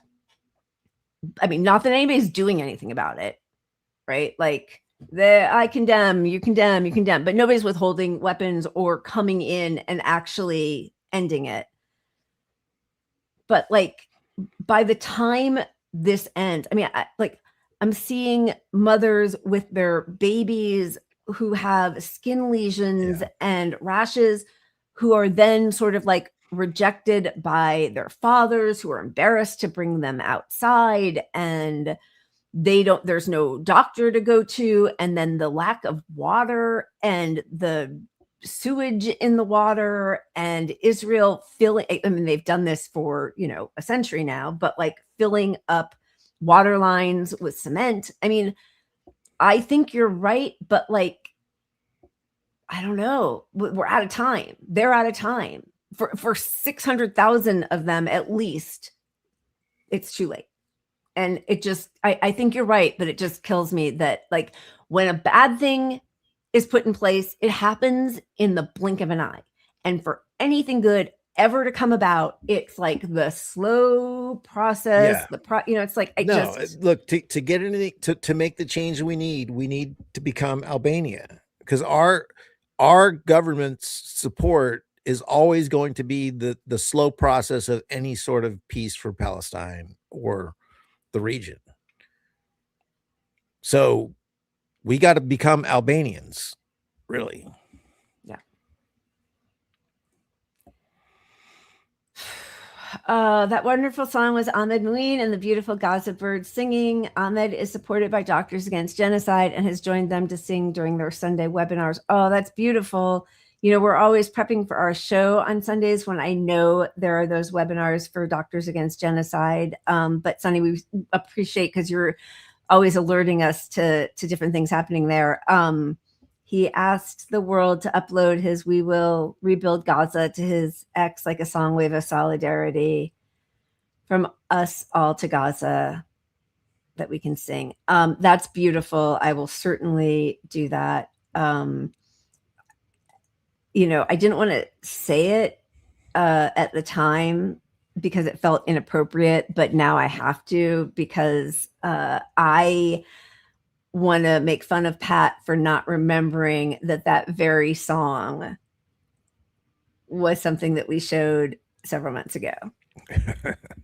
But it's really good, and I'm glad we showed it again. He's amazing. Good. I hope so, NorCal. Let's get rid of them. Okay, we need some cheer, right? A little cheer? Oh, a little cheer? Sure. Do we deserve a little cheer? A little. Okay. I deserve a slap and a tickle. Get a slap and tickle, dude. Get it. All right, wait 1 second. I got to get back on that screen. Close. Almost done with this bottle. Thank goodness I know myself. And I brought two. No, actually, this one was halfway. It's a 2-bottle night. Let's go. Well, it's halfway. You know, my kids drink wine with me now at night. I mean, kids. Okay. One of them is, 23, and one of them is old enough. So I can't. It's harder for me to gauge because there's always like an endless supply of wine happening. Who's been drinking your bottle of wine? Not you. Wasn't you? Never. Should we show soccer? I think soccer. Yeah. Is that which one? The first one. Yeah. Okay. So, I think there's the Iranians are playing their third game on Friday. Is that right? They held Belgium to a tie, but there was a weird call about an offside penalty shot kick that would have had Iran win. So not only have they had to leave and come back before every game, they have to go to Mexico. So they have to, get on a flight, go through these ridiculous as they enter the US, the dog sniffs, the strip searches, the humiliation, the exhaustion as they're about to play a game, a high stakes game, right? All this stuff. And then they also get in, and nobody else has to do that. No other team that's playing in the US has to leave the US before and after each game. They get to stay, they get to chill out, they get to practice and just, rest. But they also got this horrible call. But the goalie was fantastic. I think he blocked like 7 shots. So this is and before we show it, in Mexico, they have a whole village supporting them. It's amazing. Like the solidarity. We are such a shit country. Disgusting. Like we are so inhospitable and such a drag on the world and world peace in general. It's vile. This is what our government put out. This is our welcoming. Not only dog sniffers and everything for any black or brown team or anybody from anywhere that we've decided isn't, white enough. Defend and just the choice of the homeland. Like, are we Nazi Germany? Yes. Are we Nazi Germany? Yes. We're gonna say homeland in a tweet with the white striped police flag instead of a red, white, and blue flag too. It's the all lives matter bullshit. Like, I hate our country so much. I mean, sorry, despicable. And the party of opposition will spend more time talking about Mamdani and his slate of winners than the fascist Nazis in power because they're complicit. Ali Reza Baron Van.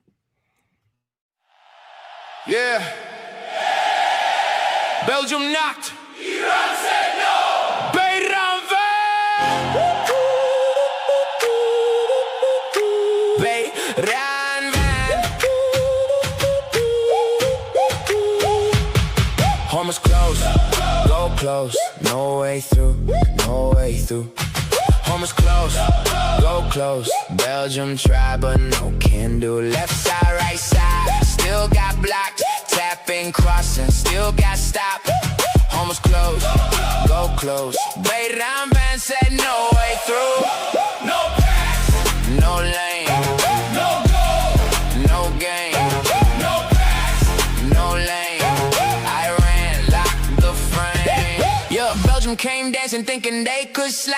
The brain looking left, Lukaku on the right. 1 touch, 2 touch, crowd went loud. Ball came flying, he slapped it out. 7 seconds later, still 0 on the board. Red, white, green, had the stadium roar. They tried that angle, tried that lane.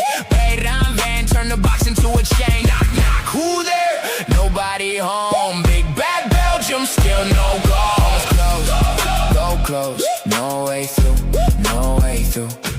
Home is closed, go close. Belgium try, but no can do. Left side, right side, still got blocked. Tapping, crossing, still got stopped. Home is closed, go close. Bayram Van said no way through. Block it, lock it down. Red, white, green in LA town. Block it, lock it down. Goal line turned into sacred ground.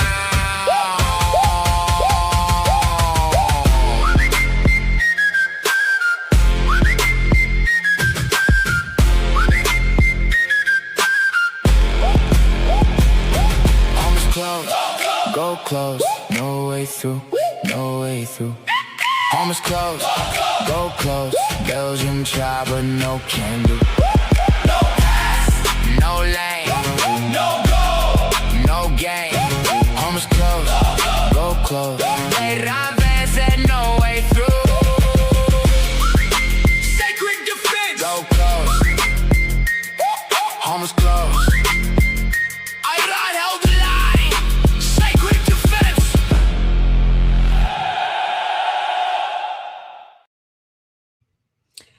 You know, the fans in the stadium were really supportive and had Iranian flags. The royalists outside in Los Angeles, which has the largest expat population of Iranians, were disgusting. Disgusting. Like, you know, because a lot of people who are playing for the national team are not necessarily fans of their own government, just as a lot of players on any of the US national teams wouldn't be fans of any government that we have, right? Like, it doesn't mean they want their country bombed by us and Israel. But those Pahlavi, you know, fans are really hideous. They're just gross. Yeah. Every country has some disgusting fans. I mean, yeah, it's just part of sports, unfortunately. But yes, but ooh, shit. No, I know you're not. Yeah, but this was like the Iranian expats who were heckling the team from Iran. Yeah. They're just like, it's so gross. Basically, you know, they go on mainstream media and say like, keep bombing our country. Like it's just, it is, it's all the same type of mentality. It's the Zionist billionaire Epstein class mentality of capitalism. I mean, honestly, that is like the end result of capitalism is genocide, one way or the other. That is where they are. Yeah. Yeah, I mean, we're seeing it. Yeah. Nope, but maybe we need a lefty laws. I feel like we do for no reason. Let's do it. Let's go with this guy. Wait, what do we got? Oh yeah, he was kind of funny. Danish Makbul. Okay. I love watching your TikTok, which is next level. Clearly, that's expressed by my 13-year-old son. No, God, please, no.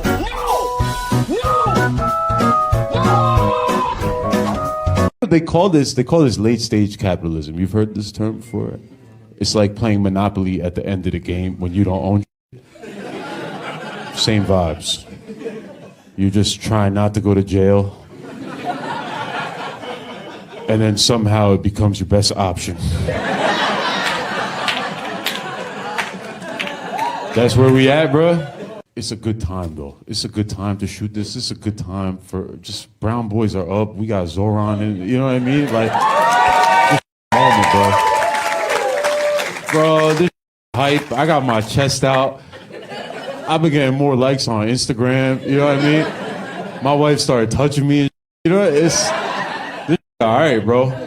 I got a little trajectory going. I don't know, man. I'm feeling like blind loyalty right now. You ever have blind loyalty for a Muslim man? That's dangerous, man. You got a little danger to it. Honestly, it put in perspective, like, why racist people love Trump so much. That makes sense to me now. You're just trying to connect to something, you know what I mean? It's beautiful. I'm feeling very empowered right now. Should we do a Pledge of Allegiance right now? You guys want to do the pledge? We'll do it facing east. Is that cool? Y'all want to do it facing east? That's awesome. He's great.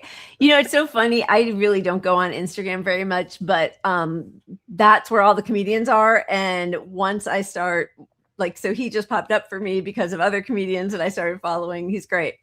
Josie, thank you. Friday at 11 p.m. Eastern What was that? Oh, well, I'm super bright. There we go. I know it's Back yeah. to The normal. camera is so funny. That's great. I love that. A divided family that still can appreciate each person, each side, both sides. I love it. Okay. Yeah, and yes, I mean that's exactly right. That's who those Pahlavi Persian expats are. They're all the same. They're just they're capitalists who had to leave because they were overthrown by the people. So when does it ever end? Where do we throw all of these awful people when we get rid of them? Okay, a few things that just so we don't lose sight. We have all right, we're just doing let's finish a little bit on Israel. This is Rich, right? Netanyahu saying that no matter what, as long as I am the prime minister of Israel, lol, because that's probably not going to last very long, Iran will not have nuclear weapons, unlike Israel, who has nuclear weapons with absolutely no oversight. This finding is, of course, to be expected, but basically the Board of Peace, and this is what does make me really hopeful that Iran is inserting itself with the compliance of Hamas leaders, but that basically they are just trying to disarm Palestinians and force a surrender. It's so interesting that Israel is puffing its chest and saying that with or without the US, they're going to take on Iran and Lebanon, and they couldn't do it with the US, and they think they're going to do it on their own. And again, that's why JD Vance, there's been a lot made of JD Vance and how he and Trump are calling out, it's like the Barack Ravid thing, and then but oh no, it's different because it's not just Barack Ravid, there are other people who are also reporting on this. Just stop the weapons. Stop allowing them to use our weapons. Stop allowing them to use our intelligence. Stop allowing them to use any of our munitions, our money, our diplomatic cover. It would end. Stop vetoing stuff at the UN. Yeah. I mean, it's not, we don't have to inject ourselves in any other ways. Stop being their friend in this war. 100%. Even if we were just neutral and just hey, what the world wants to do, we'll go along with that. They've got to change that UN voting rule. What with the five countries that have veto power? 5 great nations. No, it's ridiculous. I mean, great nation. Yeah. It should be. I mean, if you're going to make it fair, you make it based on make it the size of your country, fine. But no country should have full veto power. It should be a percentage of the people involved, period. And you can make the U.S. vote even more important. You could say we're a certain size and China's a certain size. And just do it truly representative of how many of your actual citizenry or something. But the veto power is awful.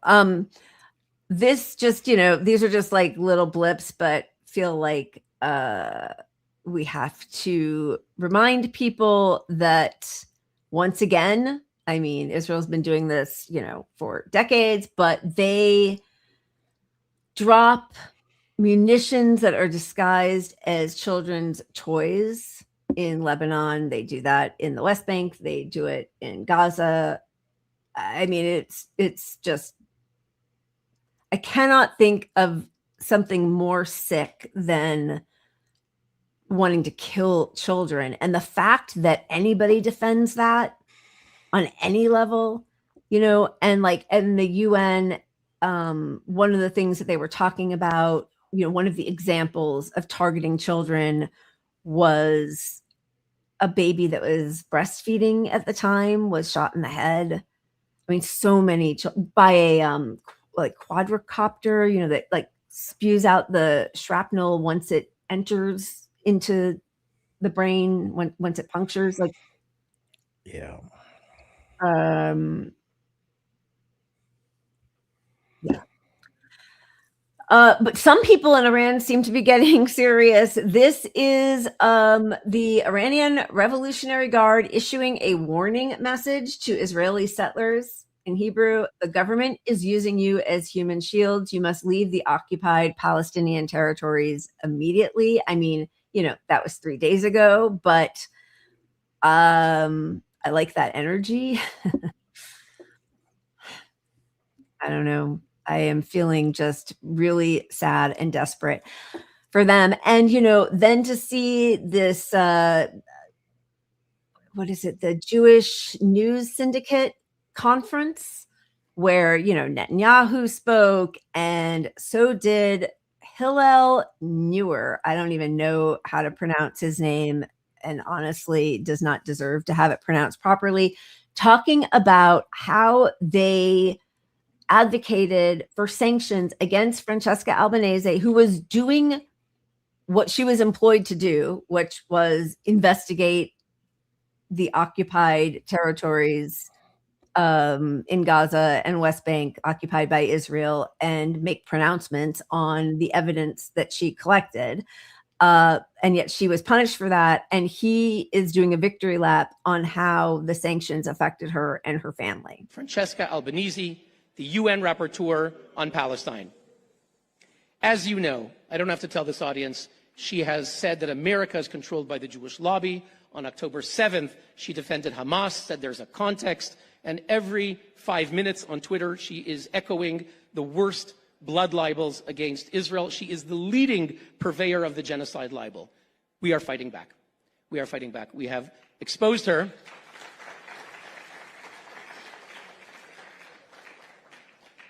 We have exposed her hateful remarks. She is now the first UN rapporteur in history to have been condemned by France, Germany, Canada, the Netherlands, the UK, Argentina, Hungary, the US, and many other countries, Latvia, Estonia, many other countries. And each condemnation matters. And we led a campaign. We got 120,000 people, including many here, who signed our petition asking Secretary Rubio to take action when the UN failed to act. Secretary Rubio announced for the first time in history the US would sanction a UN official on July 9th. For the first time in history, UN Rapporteur Francesca Albanese was sanctioned by the United States. No more lectures that she used to give in Harvard, Princeton, Georgetown, and Columbia. She is banned entry from the United States. She cannot use a bank card. She cannot use a debit card. She cannot receive a payment. And in her words, the sanctions are devastating. And as she says, orribile, orribile. Very good. Very good. It sends a message of deterrence. And after she was sanctioned, we got her husband, who works for the World Bank, who shares in her incitement. He was demoted from his position at the World Bank for incitement to hate.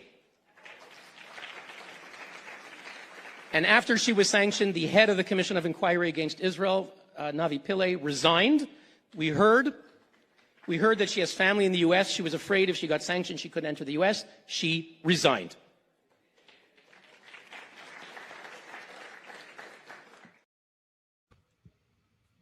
That's where we are.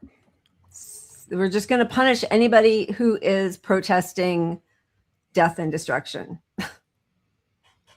That's it. And to be so cravenly out there as the Nazis saying we're just going after people reporting on us. Yeah. Yeah. And it's a blood libel. And that war against Francesca is a war against all of us, because that's what we're doing. We're in the U.S. reporting on Israel's genocide, which is just a fact. Yep. So we are domestic terrorists now. Yep. Yeah. And also, like, it's so, like, they have nothing to stand on. So they say blood libel with no proof, right? Like, even though she documents every part of her conclusion with evidence, and then it's a blood libel, and then just make fun of her accent. Like, you want to make fun of an accent? I've got an accent to make fun of you. Here's Danny Cannon. Make fun of his stupid accent every chance you get. He's so upset because the UN finally is, coming forward with the genocide claims or conclusion, and also the sexual violence report. And, it's disgusting because, of course, the UN still had to soften their report against Israel and its use of sexual assault and violence as a weapon of war by saying, just like Hamas, with still not one drop of proof, evidence, anything, not one.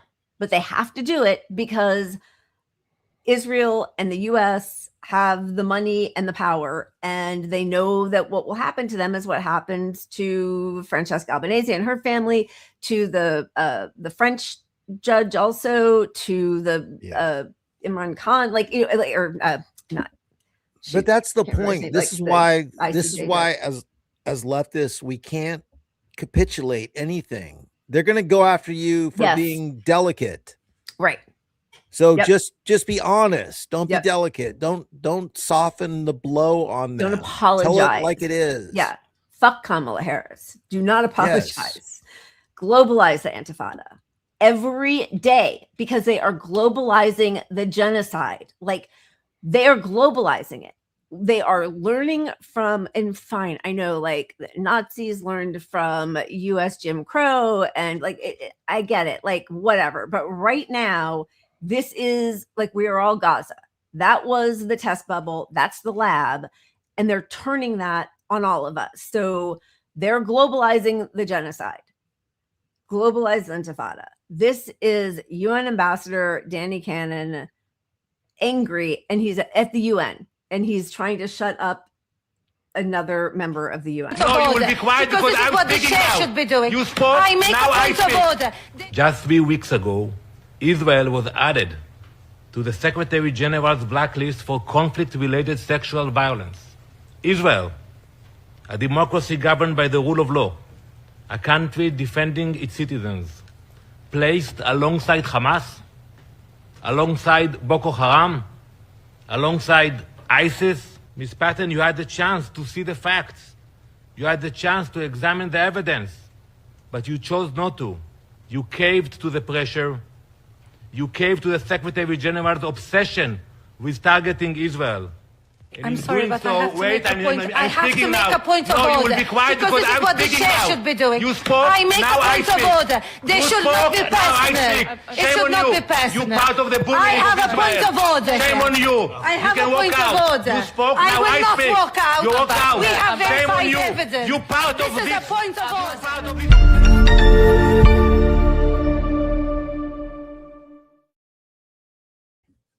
I mean, if you want to make fun of an accent, come on.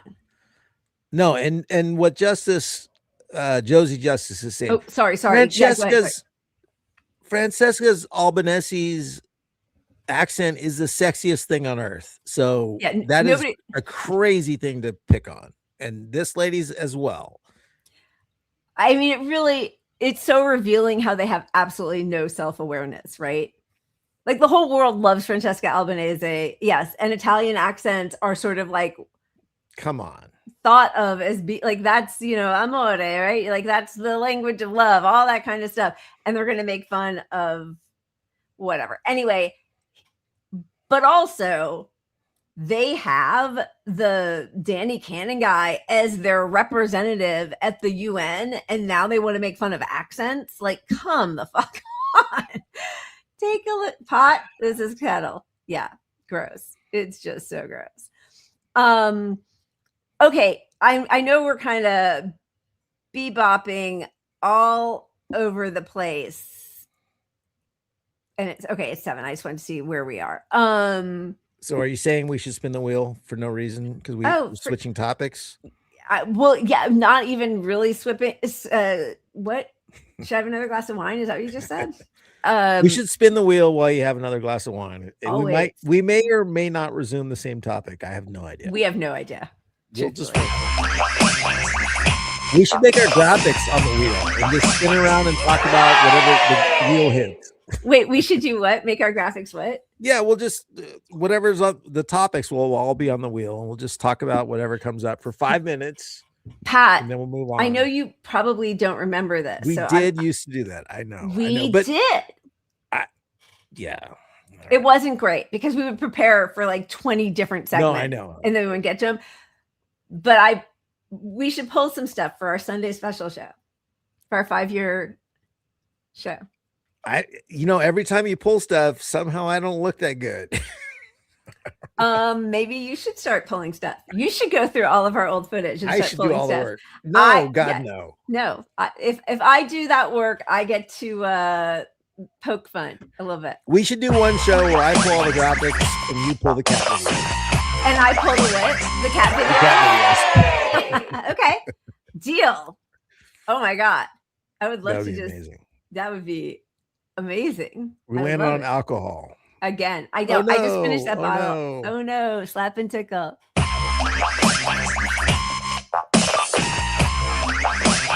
right. I will open up my second bottle, but let's just do what do we have here? Let's do. Okay, wait 1 second. Give me 1 second. Kill the billionaires, because that's always a funny. I love watching your TikTok, which is next level. Clearly, that's expressed by my 13-year-old son. No! God, please, no! No! No! If you take all the murder in this country and just gear it towards billionaires, only take 2 weeks to kill all of them? I don't know if that's a punchline, but that's not a lot of time, right? What? 2 weeks? 2 weeks is so quick. It'll take longer to read through all the Epstein files, and most of them are in it. That's so quick. You could have an avocado. It won't even be good for the entire time. And look, I'm not advocating for violence. I'm advocating for the exact same amount of violence we already have. Simply redirecting the target. That's it. And I know their money doesn't go to us. It goes to our loved ones or people who pretend to be. But if we kill them all in 2 weeks, I bet people reconsider being billionaires, right? That might happen, And I know that might not fix the country or anything, but what'd we lose if it doesn't? 2 weeks? That's not a lot of time, right? He's great, right? His name, that's Eric J. Friedman. Facts. That says my boss likes that word a lot. Facts. That's facts. Facts. Bet. Team Luigi is the way to go. They're so scared that we might take a penny from them. Imagine if there were a couple more Luigis out there. I mean, I'm just so sad we've only had one. Like by now, I would have thought one more. I'm sad he's still in jail. Somebody has got to be on their deathbed, but able to walk around weaponized. What are you doing? What are you doing? What are you doing with your last week? Okay, that is actually a great idea. Take him out with you. You're going down. We're truly like I have to tell you, this is satire. This is all satire. It's parody. This is just hilarious. Parody. There are times in the middle of the night. Well, when Xander, for those of you who don't know, my younger son at college, drunk ordered pizza to his college dorm in Minnesota, but he used my Domino's account, and you and I had like a sort of spicy show and talked about Mossad, and at that time, like your screen would go black sometimes, and we would joke like, "Oh, it's Mossad." And all of a sudden, at like 1 a.m, nobody's home, and there's a knock at the door, and then my phone starts reading. I was like, "What?" And they're like, "Oh, Domino's." I'm like, "I am not answering the door. It's the fucking feds. I'm by myself. I have my glasses on. Like, these are my readers, my real glasses. Like when my contacts are out, they are like bulletproof. I guess that's good. No, but they're so like, I can't really see. I have no peripheral vision. I'm wearing like whatever. Anyway, it freaked me out until I realized that probably it was just Xander who had drunk dialed the pizza people. But, I think we should all be a little bit aware. Citizen Mateo. Yeah, you were messaging me like, should I answer the door or like? Yeah, because I don't know where Josh and Asher were. Xander's at school, and I wrote you, and I also wrote Tina. I was like, because she's in town. I was like, and she's got all of her FBI connections. I'm like, hey, somebody's knocking on the door. It's 1 a.m. and they say they're Domino's. I did not call. Like, it just didn't put it together. But anyway, I get it. I live in an apartment complex and no one ever knocks on my door because you have to get through a gate to get into the apartment complex. Right. But like once every month, somebody knocks on the doors. I'm like, they got me. The feds are coming in. Every time I'm like, it's going to be the feds. I mean, because we're seeing it. They're doing it. They're getting away with it. So it is terrifying. They're so, the other thing is the whole BDS movement was so terrifying to them that they like legislated against it in however many half of our states, they are so scared of any opposition at all that they cannot handle even just like the words. They can't handle in the UK somebody saying I'm anti-genocide and pro-Palestine action. Yeah.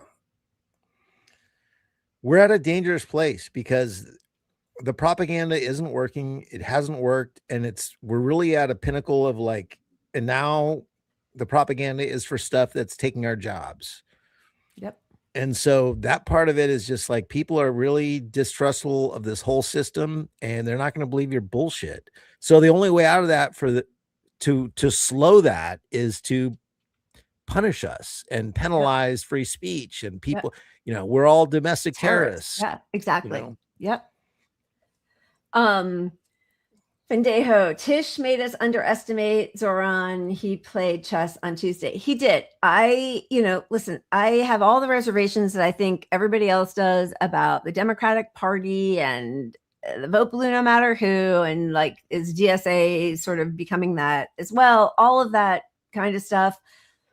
But I also feel like we have to celebrate some wins. Like if we're always like, I will be critical of people who deserve criticism or actions that deserve criticism and all that. And we've been critical of Zoran Mamdani, keeping Tish on, walking back some of his language. But I also do think that we have to celebrate the wins, and he's not the end goal. Like he's not. Yeah. And look, if we wait for the world, for the US to become Mamdani, I always hear that rap song. The name is Mamdani when I mispronounce his name. Yeah. But turn wait for the that volume takeover up. Yeah. That takeover is like, I don't know, 50 years. You want to wait for us to take over the Democratic Party. Like, it's great that these guys are in there. It's an example for other cities, but none of it gets us where we need to be before things are just impossible to navigate. Right. We won't have any power if we wait for that piece to happen. Right. And AI is going to take our jobs and all that shit, you know, way sooner than we can take over the Democratic Party. It's happening now. So elections are not the answer. They're a good thing to get part of the toolbox. And you know why they're part of the toolbox is because Democrats and Republicans alike in different ways are trying to disenfranchise people from voting. They would like us not to vote. So I absolutely agree. We're not voting our way out of this, but I think if we all are just like, fuck it, I'm out of all the voting, I'm not even going to participate. And I'm not telling anybody whom to vote for, like vote for whoever you want. But like the more, like, I don't want to do anything they want us to do. And they want us to sit at home and not vote. Yeah, I'm with you. Absolutely. Yeah. Like, I get if you're I'm never voting for a single Democrat, that's a valid position. Sure. And you're into that group that is sending a clear message to the party, and there needs to be that group of people. So even if I'm not in that group, I want that group to exist. Right. I want them to have people saying, no, none of this is acceptable. Fuck you guys forever. 100% agree. Yes. 100% agree.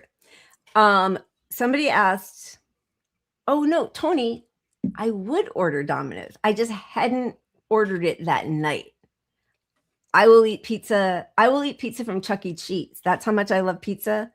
Any warm dough with melted cheese, I will order. I will eat anything. Yeah. Part of why I'm not in shape right now is the last year was me ordering. I had like at any time I had 10 pizza boxes stacked up in my kitchen that needed to go out to the dumpster. But I'd gotten so lazy that I wouldn't even take them out. I would just stack them up. Like too lazy to dump pizza boxes. That's what pizza was doing to me. I love pizza though. Will you eat a whole pizza? I would order a pizza and I would get the extra large and just like throw the slices I didn't eat would go in a Ziploc for lunch tomorrow. And then I would come home and eat pizza. I would do that. I love it. Yeah. I did it for a whole year though. So it's going to take some gym time here. That's the worst. I hate it. Yeah. Chuck E. Cheese is disgusting. Oh, sorry. Pizza, bagels. Yeah. That was me all through college. Chuck E. Cheese, all of it. I love it. Cold pizza. And actually, when we order pizza, this is so gross. We don't even put it in the fridge. We just leave it in the box and then keep eating it the next day or two. We're big pizza. You know what? Here's the move to feel better about that. Yeah. Throw it in a smaller container in the microwave. That's what I do. You mean store it in the microwave? Yeah. Well, I would take exactly. Because then it's just sort of like it's in the microwave. You didn't really do much. You just kind of, and you don't have to heat it up. It's already sort of in between cold and warm. I love it all. I will eat all of it. I love it all. Dough and bread. Okay. So, this is the other thing that, people are pointing to. Tucker Carlson saying he is no longer a Republican. I would not support the Republican Party. There's no chance I would support the Republican Party. I'm not going to support the Democratic Party. I don't know what I'm going to do. But at this point, how could I or any American voter support a political party that's not loyal to the United States, that puts the interests of a foreign country above those of its own citizens? That's it's not possible to vote for people like that. And I'm not going to. And I think I voted Republican my entire life. I worked at Fox News, CNN, MSNBC. I've been a consistent defender for 35 years of the Republican Party. I mean, very consistent defender. But there's no defending this because it's immoral. And it's exactly the opposite of what a political party in a democracy is charged with doing, which is representing its own voters, its own citizens, its own nation. And they're not doing that. So, no, I'm out. And if I'm out, then I think a lot of other people are out. Okay. So I've heard a lot of people talking about this and like starting a new party. And I don't know if he's going to start a new party. It has nothing to do with me on any level, because has he ever interviewed or advocated for Palestinians apart from the one Christian minister? That's the thing with Tucker. Look, he holds all the beliefs I hate other than this newfound support for Palestine. But it's not even support for Palestine. It's just anti what Israel. He's the anti how Israel is conducting the war against the bad people. And that it includes Christians and it's bad for our country. But he's only that way, I think, because he's independent media. He's reading the room. The room makes him money if he is in the same viewpoint as the room. Yeah, he bucked the Republican Party, but he's not working with the Republican Party. He's independent media who makes money on clicks and watches of videos. Yep, 100%. He doesn't care about human rights. He's never advocated for anybody who is subjected by, dominated by an oppressive regime, not in the US, not abroad, nowhere. This is just the avenue he is choosing because he sees where the tea leaves are. Yeah. And I think whether it's authentic or not, like we wouldn't be a part of that party, whatever he would be a part of. Like that's not our party. And that's what people need to remember. Don't go following Tucker because he's a truth teller. So he's going to tell us the truth. Like, no, he's not. He's a bigot. He's a homophobe. He doesn't want us to have health care. He's the same guy. That's why he was a Republican his whole life. It's exactly just this one issue is making him suddenly part ways because he's found an economic fucking money pit, like or stream, a money pot, not money a pit, pot. Yeah.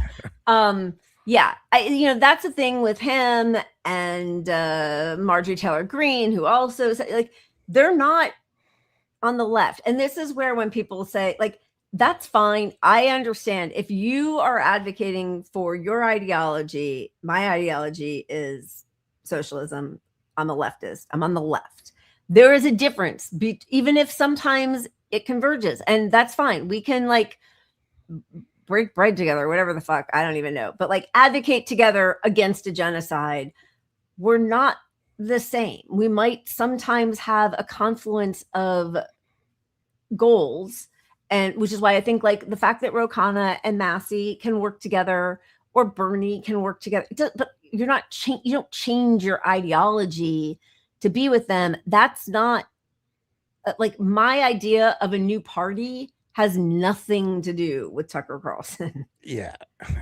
Like at all. And there is a difference between left and right. And yes, there is also like the economy and the people at the top and the 99%, the rest of us.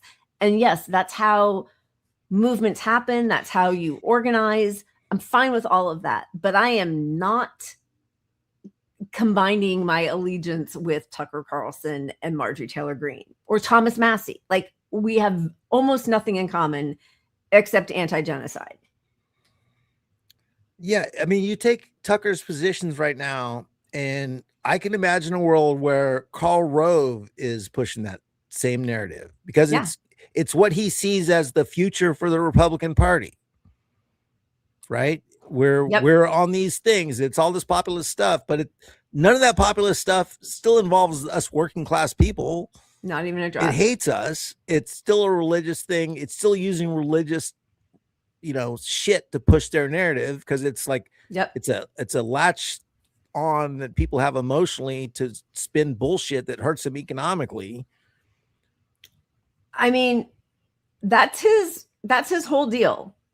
And like again, it took him 2 years to even speak out, and it was only when Christian Palestinians started being attacked that he was aware that Christian Palestinians were being attacked.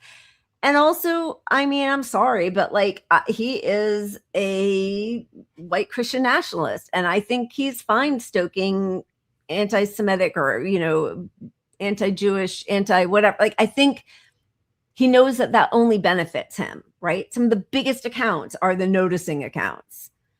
So I think that bodes well for his political and economic ambitions, but has nothing to do with anything I hope for, honestly. Which is like, we always say this, but it's great that Candace Owens says some stuff that's anti-Israel. It's great that he does as well. And all these people joining in this issue is great. Like, I don't care if I hate you, but it helps the movement if you're on the right side of this issue. But then the tricky thing with those people, with Candace and him, is they're not politicians. They're making money off of podcasts. Yeah. So you have to see that. And that's their audience. And that's the same thing with like Jimmy Dore when he went on his anti-vax tirade, it's the same thing. You're not getting pulled when you buy into their stuff and start thinking, well, this is a truth teller, you're pulled right. So appreciate and thank them for their view, but don't watch them. Just let them exist in their own little lane with their right people. And maybe they come left on one issue, right? But that person is not someone to trust or believe, period. Totally agree. I totally agree. And I think we're all on the same page. Like I'm happy that he is speaking out about it. I'm happy, Candace Owens is, but it does feel like the inception point for them is not, a universal idea of human rights. Yeah. It's not empathy. Yeah. And they might shroud it in that. Like all of a sudden they care about babies. He cares about babies so much. He wants to tax billionaires. He wants Medicare for all. He wants our public schools to be well funded. No, none of that. He cares about this one issue where all of a sudden he cares about Palestinian children. Like, yeah. But again, I agree. Like, we need to get AIPAC out. We need to get money out of politics. And AIPAC is some of the worst. But like, is he talking about AI data centers? I don't know. He probably will, as it becomes more and more clear that that's the fight here in the US that is bringing, uniting the right and the left. But he does not have an ideology that is centered on human rights, human dignity, and self-determination. That's not his ideology at all. No, and I don't think you'll find a prominent Republican pundit who ever has the empathy needed to like think this person's views matter. Like, let them report on the news, watch a show he does or something if you need to, but like he will be against the data centers because that's where the public is. Yeah. I don't know if he is, he might already be, but that doesn't mean he wants you to have healthcare. It doesn't mean he really supports Muslim equality with Christians. Like, Christians are better. Yeah. At the end of the day. Oh yeah, no matter for what. sure. Which is why I also think he takes some joy in speaking out so forcefully against Israel, which I'm forcefully against also. But like, after he's first started his big shift, go for it, Justin. I love it. I wish I had a slice. He still stood behind Trump like a few weeks later in the Oval Office. Like, where are his principles? Are you objecting to genocide? Or are you sort of just like, well, just for this time slot, but I was just invited to the Oval Office for a signing. I mean, and we're in like year 7 of Trump, right? What do you mean exactly? I mean, from first term to second term, right? 5. It's 6. You're 6. You're 6, right? You're 6. This is your second year. Yeah. Don't math me. Don't. No, I mean it feels like 100. I'm just trying to be specific. Yeah. No. Yes. But like, okay, and he can't have a third term. So like, you're not ballsy now. Like, you're a pundit that needs to survive Trump. Right. Like, it's not courageous that he's doing any of this. It is not at all courageous. And again, like, I agree. Like, anybody who is speaking the truth on whatever level about AIPAC, about Israel, about Gaza, about Palestinians, like, just like when Bernie was doing his tax the billionaires or the oligarchy tour or whatever. And, at that point already, like, obviously so many of us were like beyond Bernie, but I appreciated that he was saying those words to crowds of tens of thousands, because the more people hear some of those words, it like germinates, and then they're like, oh yeah, wait, you're a trillionaire and we have nothing. Like, it's a direct transfer of the money and the wealth that you've stolen from us to you. So even if Bernie's not the guy who's delivering us to, whatever, but like, it's important for people to hear that. And I respect Bernie way more than I respect Tucker Carlson. Like, I'm not totally making that like one-on-one comparison, but I do think just saying those words, that is important, but he's not the savior. Yeah. And I put up What Democracy's comment because that tells you, like, how could you like JD Vance in this situation if you're really anti-Israel? Like, Vance isn't pushing back on Israel, right? He's pretending to, but no, but he's not. Yeah. We know he's not. Yeah. So for Tucker, this truth teller, to come out as liking JD Vance, it's sort of like, oh, I'm the independent now. I'm just like you. I'm fed up with the Democratic Party. Yeah. But the Republican Party. But I really like Vance. So I'm fed up and I'm done with, I'm not really a Republican, but Vance would be my guy. or something. Like Vance, who is the pet project of techno-Zionist Peter Thiel. Owes his own whole career to Peter Thiel. Yeah, like of course they're not anti-Israel. Their whole model is Israel and its apartheid genocidal state. Like that's Zionism is their model. They talk about being techno-Zionists. That's their deal. So yeah, no, that's ridiculous. And also, Sonny, I didn't know that specifically. That fucking sucks. God damn it. I will order from somewhere else. I will. Okay, I know we're close to being at the end, but just as a total flip on the whole World Cup situation, because I really,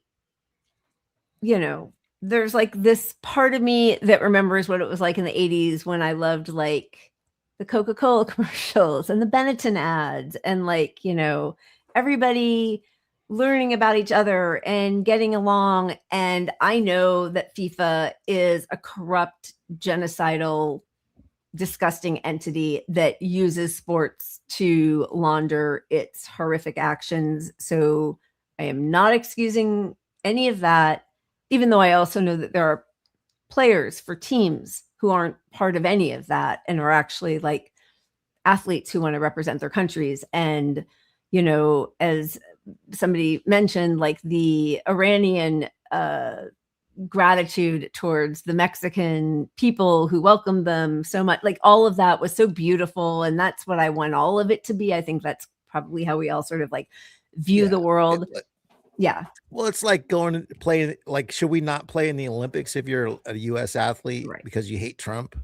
No, you're going to represent your country. You don't have to be proud to be fucking part of this government. I mean, exactly. But so I'm saying this all as a preamble to showing this, I think, funny compilation of people from other countries coming to the U.S. and discovering what our food portions are like here in this country. I ordered one pancake. That's one pancake.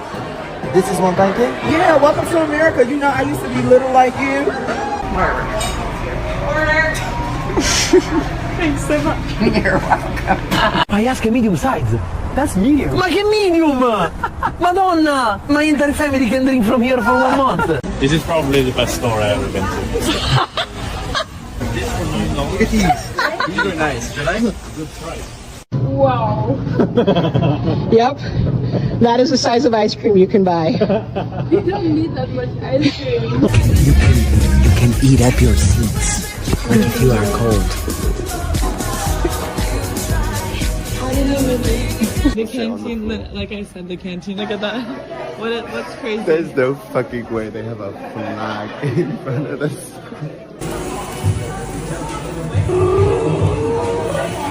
This is crazy. Look at this. For 30 hours, like, this is massive. Oh my god, look at these. The cosmic brownies. Oh my goodness. This place doesn't seem real.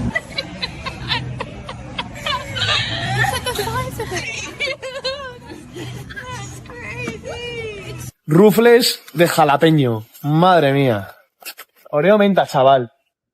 Viva, Esto es algo bueno. Cards. Also, look how insane this is. There's so much. They have Arizona tea in jugs. This is insane. What? Oh my god, just this. Are you joking me? I didn't know that Costco had your beans. Honey, this is insane.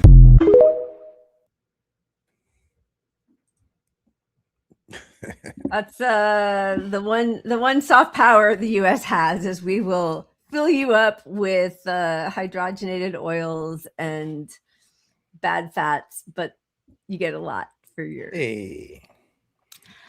All right, tomorrow we are very excited. Colin Hernandez will be on. We had him on several months ago, running on a, I think, DSA platform, and he just won for his congressional district. So he's going to come back on and we will grill him on why we should vote and what we can expect from people who make it to Congress.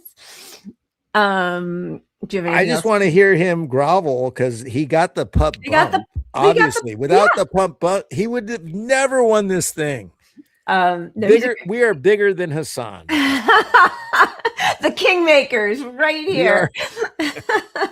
We're the Kingmakers. He's great. I can't wait to talk to him. He's great. Really nice guy. Excited just to hear about, it's a much more low profile congressional district from like all the splashy stuff that we're hearing about in New York. But, definitely want to talk to him about his experience and his hopes and, how we hold his feet to the fire. Like, that's what we all want to know. Like, what is there the inside outside strategy? So excited to bring him on.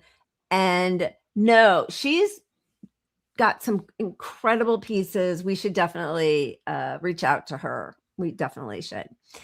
Thank you. We've been mutuals for like 10, 15 years. Whatever, like forever. Yeah. So. And this would save democracy, but we can't vote our way out of this. Although there are some ballot measures that have been passing in a couple of different states of getting money out of politics, which I've just recently seen. I kind of need to dig into more.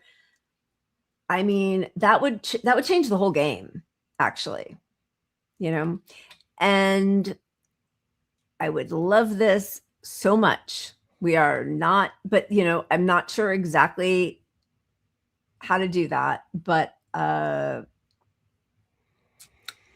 Democratic establishment will kill any progressive movement, any chance that they get.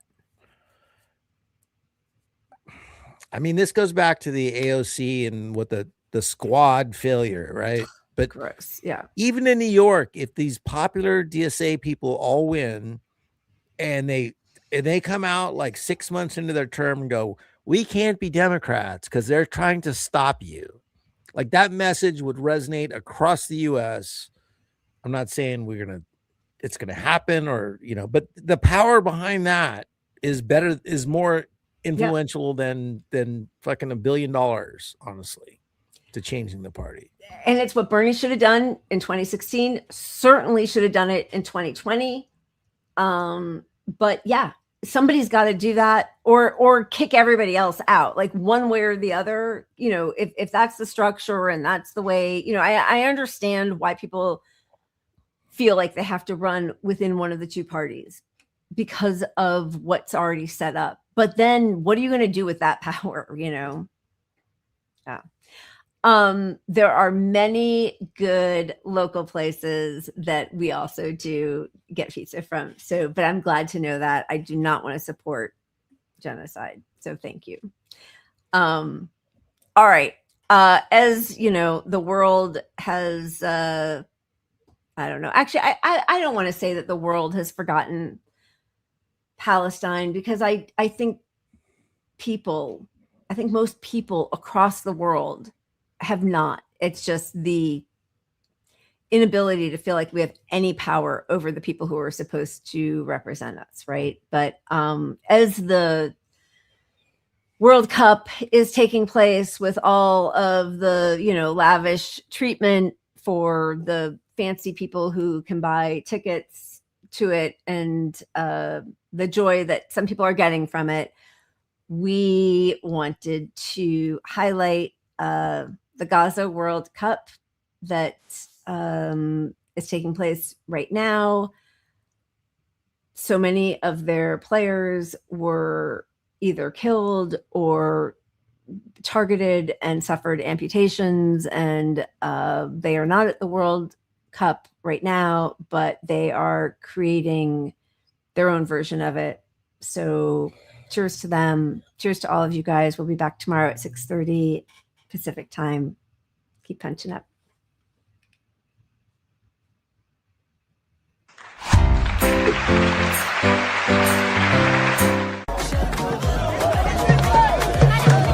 وبدنا نفرح ومن حقنا نعيش وننبسط ونفرح زي العالم كله.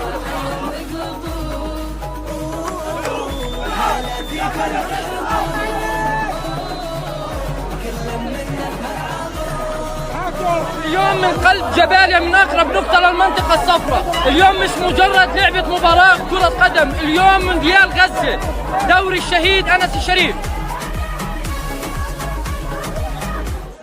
هنا المونديال الحقيقي، هنا المونديال الذي في كل يوم نودع صديق ونودع شهيد هنا في طرى مخيم جباليا الحبيب.